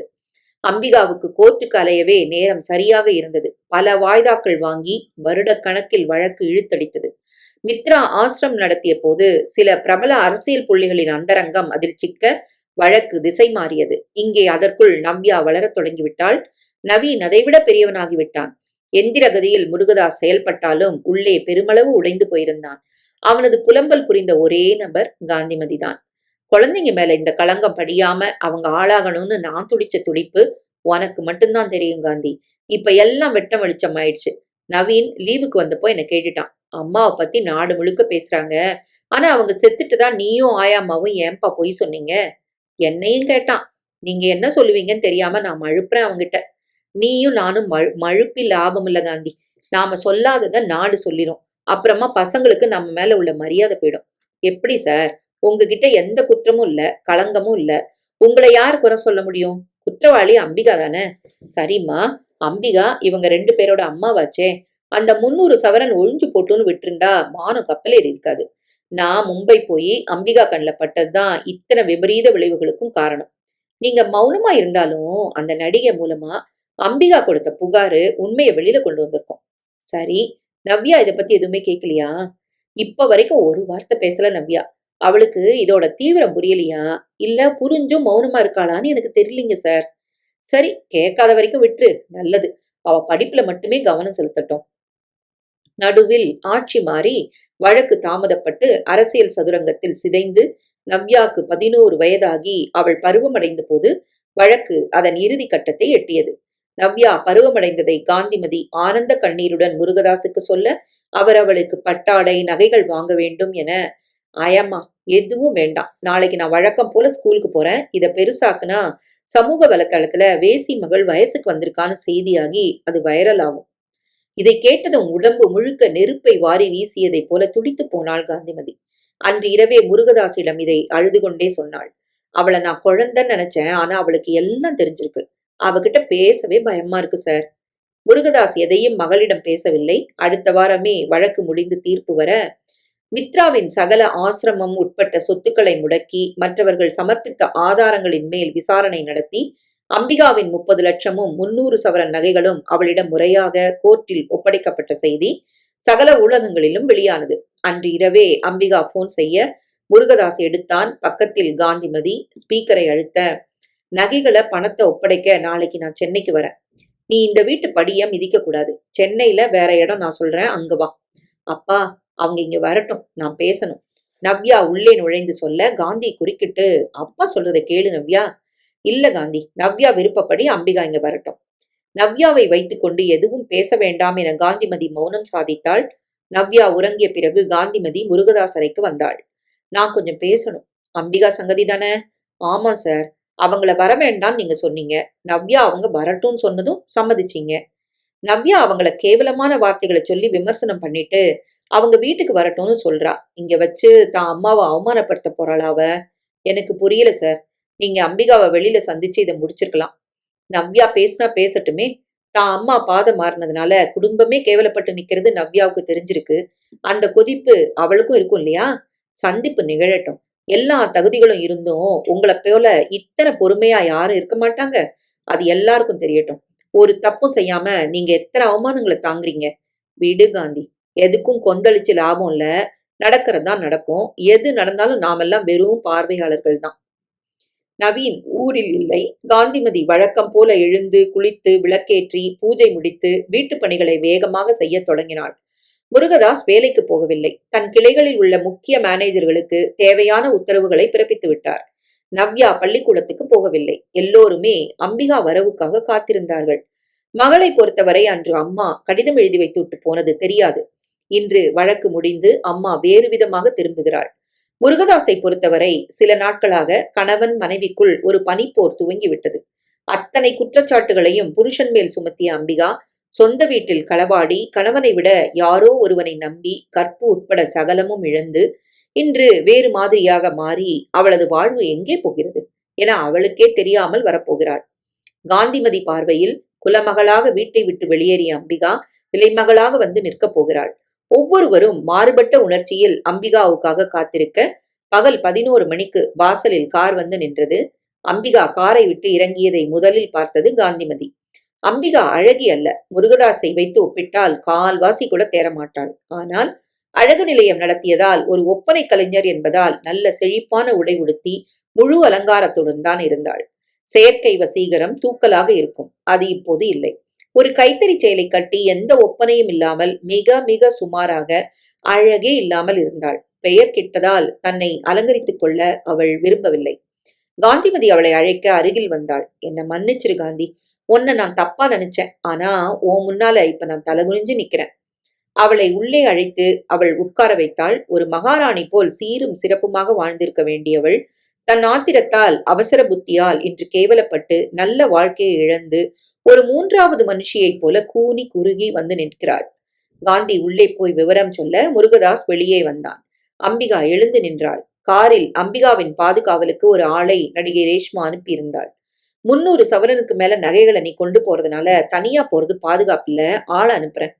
ரேஷ்மா நல்லவள். தன்னிடம் வேலைக்கு சேர்ந்த முதல் அம்பிகாவுக்கு நிறைய உதவுகிறாள். இந்த அளவுக்கு யாரும் இறங்கி வந்து செய்ய மாட்டார்கள். ஒரு மாதிரியான பொண்ணாக இருந்தாலும் மனிதாபிமானம் உள்ள மனுஷி. காவலுக்கு வந்த ஆள் பெரிய பெட்டியை உள்ளே கொண்டு வந்து வைத்தான். இதுல 300 சவரன் நகைகளும் 30 லட்சங்கள் ரொக்கமும் இருக்கு. எல்லாம் சரியா இருக்கான்னு பாத்துருங்க. காந்திமதியால் தாழ முடியவில்லை. இந்த சொத்துக்களை மீட்டு சார் கிட்ட ஒப்படைச்சிட்ட. ஆனா சாருக்கு சொந்தமான ஒன்ன தொலைச்சிட்டு வந்து நிக்கிறியே, இழந்த புனிதத்தை உன்னால மீட்க முடியுமா? காந்தி. முருகதாஸ் போட்ட ஓசையில் இருவரும் மிரள நவ்யா வெளியே வந்து விட்டாள். தேவையில்லாத சென்டிமெண்ட் பேச்செல்லாம் வேண்டாம். எனக்கு கண்டவங்க இந்த வீட்டு படியை மிதிக்கிறது உடன்பாடு இல்லைன்னு உனக்கே தெரியும். ஆனா என் பொண்ணு அவங்க வரட்டும்னு சொன்ன காரணமாத்தான் வர அனுமதிச்சேன். இதை சொன்னதும் குபீரென நிமிர்ந்தாள் அம்பிகா. என் பொண்ணு என்ன வர சொன்னாளா? இது நிஜமா? அப்படின்னா என்னோட தப்பான பக்கங்களை பத்தி என்னோட நவ்யாவுக்கு யாரும் எதுவும் சொல்லலையா? பார்வையை பரவசமாக அம்பிகா உயர்த்த மாடியில் நின்றாள் நவ்யா. இவளையே பார்த்தபடி முருகதாஸ் திரும்பி, நவ்யாமா, எனக்கு விருப்பம் இல்லைனாலும் நீ சொன்ன காரணமா வர அனுமதிச்சிருக்கேன். நீ கீழே வரியா? வரேன் டாடி. கொலுசின் மணிகள் சங்கீதம் இசைக்க தன் குட்டி தேவதை படிகளில் கால் பதித்து வருவதை அம்பிகா என்றைக்கும் இல்லாத பரவசத்துடன் பார்த்தாள். நவ்யா இப்போது குழந்தை அல்ல, பருவத்தின் ஆரம்ப வாசலுக்கு வந்து நிற்கும் அழகான பெண். அப்பாவின் அழகை கம்பீரத்தை முழுமையாக தன்னிடம் சுவீகாரம் செய்து கொண்ட பெண். ஒரு அம்மாவாக இன்று வரை தன் மகளை பார்க்காத அம்பிகா தாயின் மனநிலையில் இருந்து முதன் முதலாக பார்க்கிறாள். முருகதாஸை நெருங்கிய அம்பிகா, என்னை பத்தி என்ன தெரியும் நவ்யாவுக்கு? தான் ஒரு வேசி மகள்னு தெரிஞ்சுதான் உன்னை வர சொல்லியிருக்கா. இல்ல, அவளை பெத்தெடுக்கும் போது நான் கலங்கப்படல. இப்பத்தான் நான் சமானேன். நவ்யா வந்து விட்டாள். எல்லாம் தெரிஞ்சுமா நீ என்ன வர சொன்ன நவ்யா? டாடி, உங்ககிட்ட இருந்து கொண்டு போனதெல்லாம் இவங்க கொண்டு வந்துட்டாங்களா? கொண்டு வந்துட்டேன் நவ்யா. இதோ இருக்கு. உங்க அப்பாவை செக் பண்ணிக்க சொல்லிட்டேன். உள்ள அதுக்கான பட்டியலை நானே வச்சிருக்கேன். எது எத்தனை சவரன்னு 30 லட்சம் ரொக்கமும் இருக்குமா? நவ்யா வந்து திறந்து பரிசோதித்தாள். எல்லாம் சரியா இருக்கு டாடி. ஆயாமா, உள்ள கொண்டு போய் வைங்க. அம்மா, என்கிட்ட நீ என்ன பேசணும் நவ்யா? அருகில் நெருங்கி குரல் நடுங்க அம்பிகா கேட்க, அம்மாவா? நீயா? நீ நல்லா இருக்கிற காலத்திலேயே நானும் அண்ணனும் உன்னை அம்மாவா நினைக்கல. நீ கெட்டு போனப்புறம் அம்மாவா? இதெல்லாம் என் நகைகள், என் பணம். அதை வெளியில வச்சு அப்பா கிட்ட நீ ஒப்படைச்சா பாதுகாப்பு இல்ல. அதனால வீட்டுக்கு வர சொன்னேன். That's all. ஆயாம்மா, ஜூஸ் எடுத்துட்டு என் ரூமுக்கு வாங்க. நவ்யா அம்பிகாவை திரும்பி கூட பாராமல் படியேறினாள். தன் கற்பை இழந்த போது கூட சாகாத அம்பிகா இப்போது உயிரோடு செத்தாள். அன்று இரவு 10 மணிக்கு பால்கனியில் நின்று கொண்டிருந்தார் முருகதாஸ். வெளியே மழை பெய்து கொண்டிருந்தது. ஊதக்காற்று சிலுசிலுவென வீசிக்கொண்டிருக்க முருகதாஸ் அதை பொருட்படுத்தாமல் நின்றார். காந்திமதி அவரை தேடிக்கொண்டு மாடிக்கு வந்தாள். பதட்டமாக அவரை நெருங்கி, எதுக்காக சார் நனைஞ்சிட்டு நிக்கிறீங்க? அவரை உரிமையோடு இந்த பக்கம் இழுத்தாள். கையை பலவந்தமாக பிடித்து உள்ளே அழைத்து வந்தாள். முருகதாஸ் முழுமையாக நனைந்திருந்தார். ட்ரெஸ்ஸை மாத்திட்டு வாங்க. அவரிடம் பதிலே இல்லை. ஒரு ஜடம் போல நிற்க காந்திமதி பயந்தாள். என்னாச்சு சார் உங்களுக்கு? ஏன் இப்படி நிக்கிறீங்க? அதற்கும் பதில் இல்லை. நான் நவ்யாவை கூப்பிடுறேன். டாக்டருக்கு ஃபோன் பண்றேன். எனக்கு பயமா இருக்கு. இல்ல காந்தி, எனக்கு ஒண்ணும் இல்ல. 11 வயசு பொண்ணால என்ன செய்ய முடியும்? உடம்புல கோளாறு இருந்தா டாக்டர் வரலாம். மனசு செத்து போச்சுன்னா அதை பிழைக்க வைக்க இங்க டாக்டர் இல்ல காந்தி. நீ என் தலையை துவட்டி துணிகளை மாத்தி விட்டுரு. நீ என் அம்மாவுக்கும் மேல. காந்திமதி அழுது விட்டாள். அவரை உட்கார வைத்து டவல் எடுத்து வந்து தலையை துவட்டினாள். அதன் பிறகு அவருக்கு உடை மாற்றி விட்டாள். ஒரு குழந்தையின் நிலையில் முருகதாஸ் இருந்தார். நெற்றியில் விபூதி வைத்து உச்சந்தலையில் அதை வைத்து அழுத்தினாள். டிஃபனை இங்கே கொண்டு வரேன். வேண்டாம், பசிக்கல. சாப்பிட்ற மனநிலையில நான் இல்ல. அரை மணி நேரம் கழிச்சு பால் குடிச்சுக்கிறேன். நீ இப்படி உட்காரு காந்தி. அவள் கீழே உட்கார்ந்தாள். ஒரு தாய் போல எல்லாம் செய்வாள். ஆனால் அவருக்கு சரிசமமாக உட்கார மாட்டாள். அது அந்த நல்ல மனிதனிடம் காட்டும் மரியாதை. நான் இதை எதிர்பார்க்கல. எத? அம்பிகா கொண்டு போனதை திரும்ப கொண்டு வருவான்னு எதிர்பார்க்கலையா? அதில்ல. முதல்ல என் மேல பழி சுமத்தி, அடுத்தபடியா களங்கத்தை சுமத்தி, நகைகள் பணத்தோட ஓடின அம்பிகா அந்த துரோகியால சீரழிக்கப்பட்டு விபச்சார விடுதல சின்ன பின்னமானதும் அவளோட கண்கள் திறந்தாச்சு. என் பேச்ச கேட்டு என்னை முழுமையா நம்பினாலே. அவ சுத்தமா எனக்கு மட்டும் சொந்தமா இருக்கும்போது நல்ல மனைவியா தாயா இருக்கல. அவ்வளோ ஏன், ஒரு மனுஷியா கூட இருக்கல. ஒரு பொண்ணு இழக்கக்கூடாத புனிதத்தை இழந்தப்புறம்தான் அவ மனுஷியா மாறினா. ஆனா காலம் கடந்து போச்சு. நான் அனுமதிக்கலைன்னா வீட்டுக்கே அவ வந்திருக்க மாட்டா. பின்ன நீங்க எதை எதிர்பார்க்கல? 11 வயசு நவ்யா இப்படி நடந்துப்பான்னு. தான் தாய் புனிதமா இல்லைன்னு விவரம் தெரிஞ்சப்புறம் ஒரு மகளால தான் அம்மாவை ஏத்துக்க முடியுமா சார்? முடியாதுதான். நாம சொல்லாதத உலகம் பசங்களுக்கு சொல்லிடும்னு அன்னைக்கே நான் சொன்னேன். அதுதான் நடந்திருக்கு. சரி, நவ்யாவுக்கு தன் தாய் கலங்கப்பட்டாச்சுன்னு தெரிஞ்சாச்சு. அப்புறமா ஏன் வீட்டுக்கு வர சொன்னா? ஆத்திரத்தோட அந்த அம்மா கிட்ட இவ குமுறி கொட்டுவான்னு நானே எதிர்பார்த்தேன். ஆமாம் காந்தி, நானும் அதைத்தான் எதிர்பார்த்தேன். அதனாலதான் தான் அம்மாவை நவ்யா வீட்டுக்கு வரட்டும்னு சொல்றான்னு நான் நினைச்சேன். ஆனா இங்க நான் பார்த்தது என்ன ஊமையாக்கிடுச்சு காந்தி. மழை என் மேல விழுந்தும் பாதிக்காம நான் ஜடமா நிக்க காரணம் இதுதான். தான் அம்மா கலங்கப்பட்டதோ அது தன் எதிர்காலத்தை எப்படி பாதிக்கும்னோ இத்தனை நாள் தாயா வாழாதவ இப்படி கரை சுமந்து தான் குழந்தைகளை தலகுனிய வச்சுட்டாளேங்கிற சிந்தனையோ இல்லாம அந்த நகைகளும் பணமும் எனக்கு சொந்தம்னு சுயநலமா கருதி அம்மா வீட்டுக்கு வரட்டும் நவ்யா சொல்லுவான்னு நான் நினைக்கல காந்தி. காந்திமதி பேசவில்லை. அதோட நிக்காம வந்த நகைகளை சரி பார்த்து பணத்தையும் செக் பண்ணாலே. அப்பத்தான் நான் நொந்து போனேன். அம்பிகா தான் மக கிட்ட முதலா பாசத்தோட நெருங்குனா. அம்மாவா நீயான்னு கேட்டு கெட்டுப்போன அம்மான்னு குத்திட்டு நகைகள் பணத்தை உள்ள வைங்க ஆயா அம்மான்னு திரும்பி பார்க்காம நடந்தாலே. என்னால அந்த காட்சி இப்ப கூட ஜீரணிக்க முடியல காந்தி. இனிமே நான் பேசட்டுமா சார்? புதுசா நீ என்ன பேசிட போற? நவ்யாவை பெத்தது மட்டும்தான் அம்பிகா. பிரசவ அறையிலிருந்து அவளை கையில வாங்கினவன் நான். அப்போ முதல் குழந்தைக்கு எல்லாமே நான். 3 மாசம் கூட அம்பிகா அவளுக்கு தாய்ப்பால் தரலையே. என் உடம்புல சூட்ல தானே அந்த குழந்தை வளர்ந்தா. தாயோட அரவணைப்பு, ஸ்பரிசம் இப்படி எதுவுமே உங்க 2 குழந்தைங்களுக்கும் கிடைக்கலையே. மடியில கிடக்கிற குழந்தை மார்புல முகம் புதைக்கிறது ரெண்டுமே குழந்தைக்கு அதோட தாய் கிட்டத்தான் வாய்க்கணும். இவங்களுக்கு வாய்ச்சது என்கிட்ட, வளர்த்தது நான். ஆனா நவ்யாவுக்கு உடம்புல ஓடுற ரத்தம் அம்பிகாவோட ரத்தம். அவளோட கர்ப்பப்பையில ஊறி வளர்ந்த காரணமா குணம், தன்மை, சுயநலம் எல்லாமே அம்பிகாவை நகலெடுத்து வந்திருக்கு. நவ்யா ஒரு வயசுக்குள்ளேயே நடந்தா. 1.25 வயசுல பேச ஆரம்பிச்சா. பேச்சு வந்தப்பவே பிடிவாதம், சுயநலம் ரெண்டுமே வந்தாச்சு. தான் நினைச்சது நடக்கணும், கேட்டது கிடைக்கணும். இந்த சுயநலம் குணம் கடுமையா வளர தொடங்கியாச்சு. நவீனும் தன்னை பத்தி மட்டும்தான் யோசிப்பான். ஆனா இவ அளவுக்கு அவன்கிட்ட மூர்க்கம் இல்ல. இவளுக்கு இது ரொம்ப அதிகம். தான் நினைச்சது நடக்கலன்னு எத்தனை முறை என்ன காயப்படுத்திருக்கா தெரியுமா? ஏன் என்கிட்ட நீ சொல்லல? கேட்டுக்க உங்க 2 பேருக்குமே நேரமும் இல்ல. கேட்டுக்கிற மனநிலையில நீங்க 2 பேரும் அப்ப இல்ல. வர்த்தகத்துல பெருசா ஜெயிக்கணும், அதை விரிவுபடுத்தணும்னு கால்ல சக்கரத்தை கட்டிட்டு கரன்சிய துரத்திட்டு கண்ணு மண்ணு தெரியாம ஓடுனீங்க. இத நான் பேச முடியுமா? பேசுனா உங்க காதுல விழுமா? என்னையும் குற்றவாளி பட்டியல்ல சேர்த்துட்டியா காந்தி? என்ன மன்னிச்சிருங்க சார். பெருசா வர்த்தகம் பண்ணணும், அதுல நிறைய பணம் சம்பாதிக்கணும், பேரும் புகழும் செல்வாக்கும் அதனால வரணுங்கிற ஆசை எல்லா மனுஷங்களுக்கும் உண்டு. அது தப்பா ரைட்டான்னு நான் விவாதிக்க வரல. ஆனா நமக்குன்னு குடும்பம் குழந்தைகள்னு அனுப்புறோம், அவங்களுக்காக நேரத்தை ஒதுக்கணும் இல்லையா? யாருக்காக சம்பாதிக்கிறோம் சார்? புரியுது காந்தி. குழந்தைங்கள அனாதையா விடல, குடும்பத்தை நிர்கதியா ஆக்கல. நீ வந்துட்ட. பணத்துக்காக முதல்ல எல்லாரையும் போல நீயும் வந்தாலும் இந்த குடும்பத்து மேல நீ வச்ச பற்றும் பாசமும் அர்ப்பணிப்பும், குழந்தைங்கள உன் நெஞ்சில சுமந்த அந்த நேசமும் அம்பிகாவுக்கு புரிஞ்சுதோ இல்லையோ, நான் புரிஞ்சுகிட்டேன். என்னால நல்லது கெட்டதை உடனடியா பிரிச்சு பார்க்க முடியும் காந்தி. கொக்கு மாதிரி. என்னோட கடை ஊழியர்கள்ல யாரு விசுவாசமா இருக்காங்க, யாரு முதுகுல குத்த பாக்குறாங்கன்னு உடனே நான் கண்டுபிடிக்கிற காரணமா தான் என்னால வர்த்தகத்துல வெற்றிகரமா இருக்க முடியுது. நீ இருக்கிற காரணமா குழந்தைகள் குடும்பத்தை பற்றி நான் கவலைப்படல. தப்பு சார், கவலைப்படணும். நான் எத்தனை நல்லவளா இருந்தாலும் பெத்தவங்க நீங்க 2 பேரும் தான், குழந்தைங்க உங்களோடது. குடும்பம் உங்க குடும்பம், அதுல மாற்றம் இல்ல. நீங்க அதை யோசிக்காம பந்தய குதிரைகளா ஆளுக்கு ஒரு திசையில ஓடுனீங்க. என்னாச்சு? ஓட்டத்துல அம்பிகா தடுக்கி விழுந்தாங்க. யாரோ செஞ்ச சதி அம்பிகாவுக்கும் உங்களுக்கும் மத்தியில பிளவை உண்டாக்கி, சூழ்நிலை சந்தேக மனசுல இன்னும் அதிகமா விஷம் கலந்து விரிசல பெரும் பள்ளமாக்கிருச்சு. முருகதாஸ் முகத்தில் வலி தெரிந்தது. புத்தியில தெளிவில்லாம கோபமான மனசும் அதோட கை கோத்துக்கும் போது செயல்பாடுகள் விபரீதமா மாறும் இல்லையா? குற்றங்கள் உருவாறதே ஒரு சில நொடிகள்ல தானே. உணர்ச்சிகள் கட்டுக்கடங்காம போகும்போதுதான் கொலை, தற்கொலை, கற்பழிப்பு 3மே நடக்குது. அந்த நொடிகளை தாண்டிட்டா 3மே நடக்காதே. நகைகளை எடுத்தது அந்த மித்ராவை அளவுக்கு மீறி நம்பி அவனோட போனது. இதெல்லாம் அம்பிகா நொடியில எடுத்த முடிவு தானே. உங்களை தாண்டி நிக்கணுங்கிற வெறி. ஒரு மனுஷன் தான் ஜெயிக்கணும்னு நினைச்சா அது நியாயம். அடுத்தவங்களை தோக்கடிக்கணும்னு நினைக்கும் போது குற்றம் உள்ளே வருது. அம்பிகாவுக்கு அதுதான் நடந்திருக்கு. இமைக்கிற நேரத்துல தப்புக்கு மேல தப்பா நடந்து போச்சே. உங்க 2 பேரோட வர்த்தக வெறி, அதுல கலந்த சுயநலம், யாரையும் பற்றி யோசிக்காம தன்னை பத்தியே சிந்தனை, இதெல்லாம் உங்களை விட பல மடங்கு நவ்யாட்ட இருக்கு. அதுதான் இவளுடைய இன்றைய நடப்பு. புரியுதா?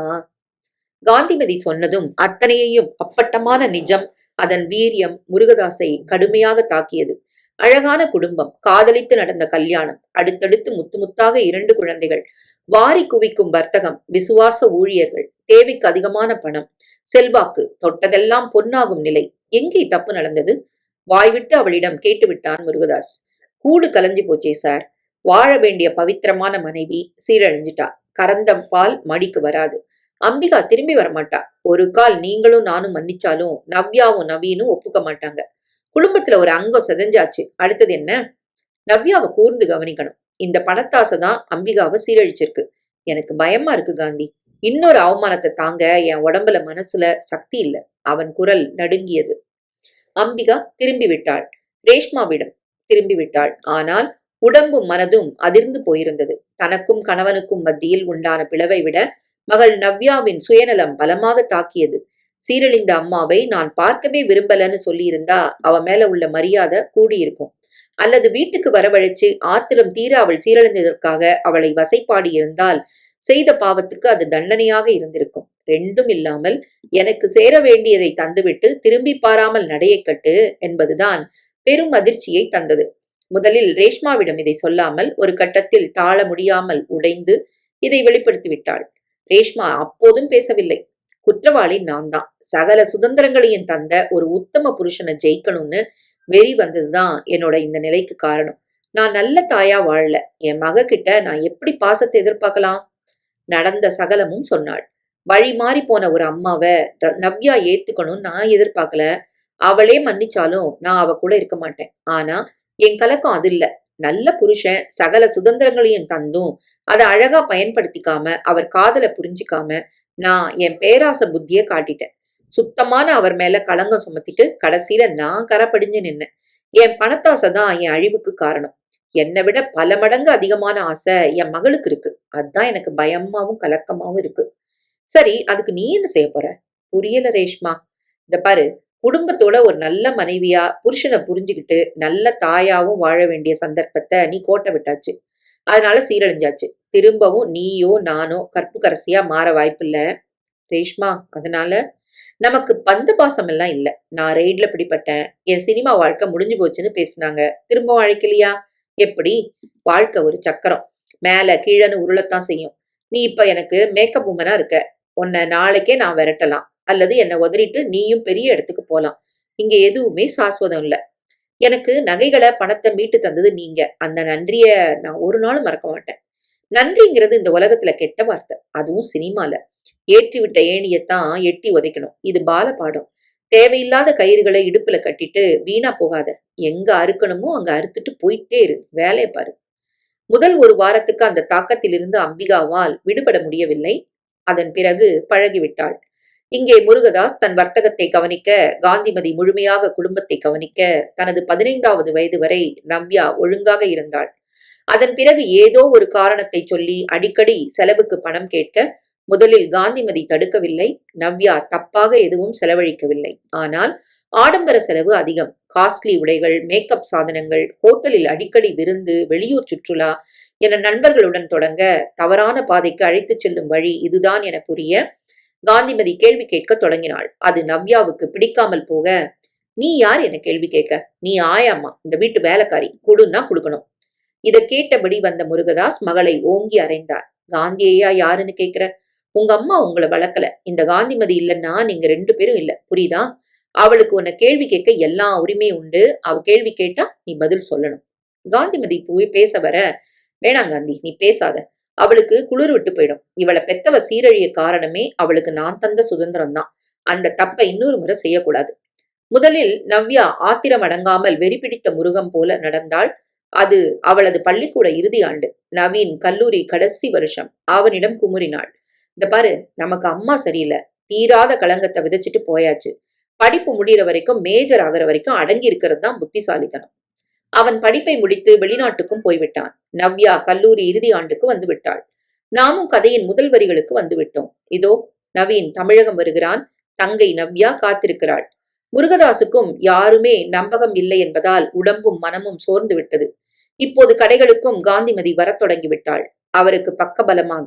அதுதான் நவ்யாவை பலமாக பாதித்து அண்ணனை வரவழைக்கிறாள். நவீன் வந்துவிட்டான். நவ்யா கல்லூரிக்கு போகாமல் லீவ் எடுத்து விட்டாள். காந்திமதி குழந்தைகளுக்கு பிடிக்குமே என விதவிதமாக பார்த்து பார்த்து சமைத்தாள். பாசமாக எல்லாம் செய்தாள். ஆனால் அவர்களிடம் சிநேகபாவம் இல்லை. கடைக்கு போன அப்பாவை நவீன் சீக்கிரமாக வர சொல்லி போன் செய்தான். முருகதாஸ் இரவு 8 மணிக்கு வந்தார். முகம் கழுவி உடை மாற்ற காந்திமதி காஃபி தந்தாள். என்னப்பா திடீர்னு? அப்பா, என் படிப்பு முடிஞ்சு நான் கம்பெனில பயிற்சி காலத்துல இருக்கேன்னு உங்களுக்கு தெரியும். உங்களுக்கும் இப்ப பழைய ஆரோக்கியம் இல்ல. நம்ம குடும்பத்துல பல விரும்பத்தகாத சம்பவங்கள் நடந்து ஊர் சிரிச்சாச்சு. நாம பட்ட அவமானங்கள் கொஞ்சம் நஞ்சம் இல்ல. அதுக்கெல்லாம் ஒரு முற்றுப்புள்ளி வைக்கணும். 15 கடைகளை நடத்துற தெம்பு உங்களுக்கும் இல்ல. அதனால ஆளுக்கு 5 பிரிச்சிரு. அதே ஆட்கள் இருக்கட்டும். செலவு போக அதுல வர்ற வருமானங்களை நீ, நான், நவ்யா பகிர்ந்துக்கலாம். அவளுக்கும் அடுத்த மாசம் கேம்பஸ்ல நேர்முகம் வருது. வேலை கிடைச்சிரும். நாங்களும் கடைகளை பகிர்ந்துக்கிறோம். சரியா? அதாவது உயில் எழுத சொல்ற. ஏற்கனவே நகைகளை தானகன் நவ்யா சொல்லியாச்சு. அதேபடி 300ல பாதி 150 என்னோடது. நீ போட்டுப்பியாடா? எனக்கு வரவ போட்டுப்பா, இல்லையா? இருவருக்கும் சொத்து சண்டை தொடங்கி வாக்குவாதம் வேகமாக வளரத் தொடங்க காந்திமதி மிரள, காந்தி, நீ உள்ள போய் ராத்திரி சாப்பாட்டுக்கு ஏற்பாடு பண்ணு. நாளைக்கு கோயில்ல வழிபாடு காலையில. எல்லாம் எடுத்து வை. அப்பா, நான் கேட்டதுக்கு நீ பதில் சொல்லல. நாளைக்கு கோயிலுக்கு போயிட்டு வந்ததும் பேசிடலாம் நவீன். மறுநாள் நவீனும் நவ்யாவும் கண் விழிக்கும் போது காலை 9 மணி. இருவரும் குளித்துவிட்டு வர வாசலில் கார் வந்து நின்றது. மாலையும் கழுத்துமாக முருகதாசும் காந்திமதியும் இறங்கினார்கள். காந்திமதி கழுத்தில் புது தாலி தொங்கியது. இருவரும் பதட்டமாக, வலது கால வச்சு வா காந்தி. பூஜையில தினமும் நீதான் விளக்கேத்துற. அது ஆயாமாவா, இப்போ என் மனைவியா? போ, போய் விளக்கேத்து. இது என்ன அக்கிரமம்? நவ்யா கேட்க, எது அக்கிரமம்? அம்பிகா சொந்த வீட்டுல திருடிட்டு போய் விபச்சாரியா மாறினது அக்கிரம் இல்லையா? அவ அதை திரும்ப கொண்டு வந்தப்போ அந்த அவமானம் பெருசுன்னு நினைக்காம நகைகள் ஒண்ணுதுன்னு ஆபாசமா நீ கணக்கு பார்த்தது அக்கிரமம் இல்லையா? பெத்த தாய் உங்களை மதிக்காம ஓடினப்போ உங்களை மடியில போட்டு வளர்த்தவள நீ யாரு கேட்க? வேலைக்காரிக்கு என்ன உரிமைன்னு கேட்டது அக்கிரமம் இல்லையா? அண்ணனும் தங்கையும் பேசி வச்சுக்கிட்டு ஆளுக்கு 5 கடைன்னு நான் குத்துக்கல்லாட்டம் இருக்கும் போதே பாகப்பிரிவினை நடத்துற நீங்க, சொத்துக்காக நான் தூங்கும் போது என் தலையில கல்ல போட்டு கொல்ல மாட்டீங்கன்னு என்ன உத்தரவாதம்? இவளை நீங்க 2 பேரும் அம்மானு கூப்பிடணும்னு நான் எதிர்பார்க்கல. உடம்பு ஊர்ல எடுத்து வேற எதுக்காகவும் இவளை நான் கல்யாணம் செஞ்சுக்கல. அப்படி அடையணும்னு நினைச்சிருந்தா என்னைக்கோ அது நடந்திருக்கும். அது அத்தனையும் என் உழைப்பு, என் சுய சம்பாத்தியம். யாரும் இதுக்கு உரிமை கொண்ட முடியாது. காந்திமதி, நமக்கு இன்னைக்கு கல்யாணம் நடந்திருக்கு. விருந்து சமையல் செய். சாப்பிட்டுட்டு நம்ம கடைகளை பார்க்க போலாம். உள்ளவா. புதிய தீர்ப்பு எழுதப்பட்டு விட்டது.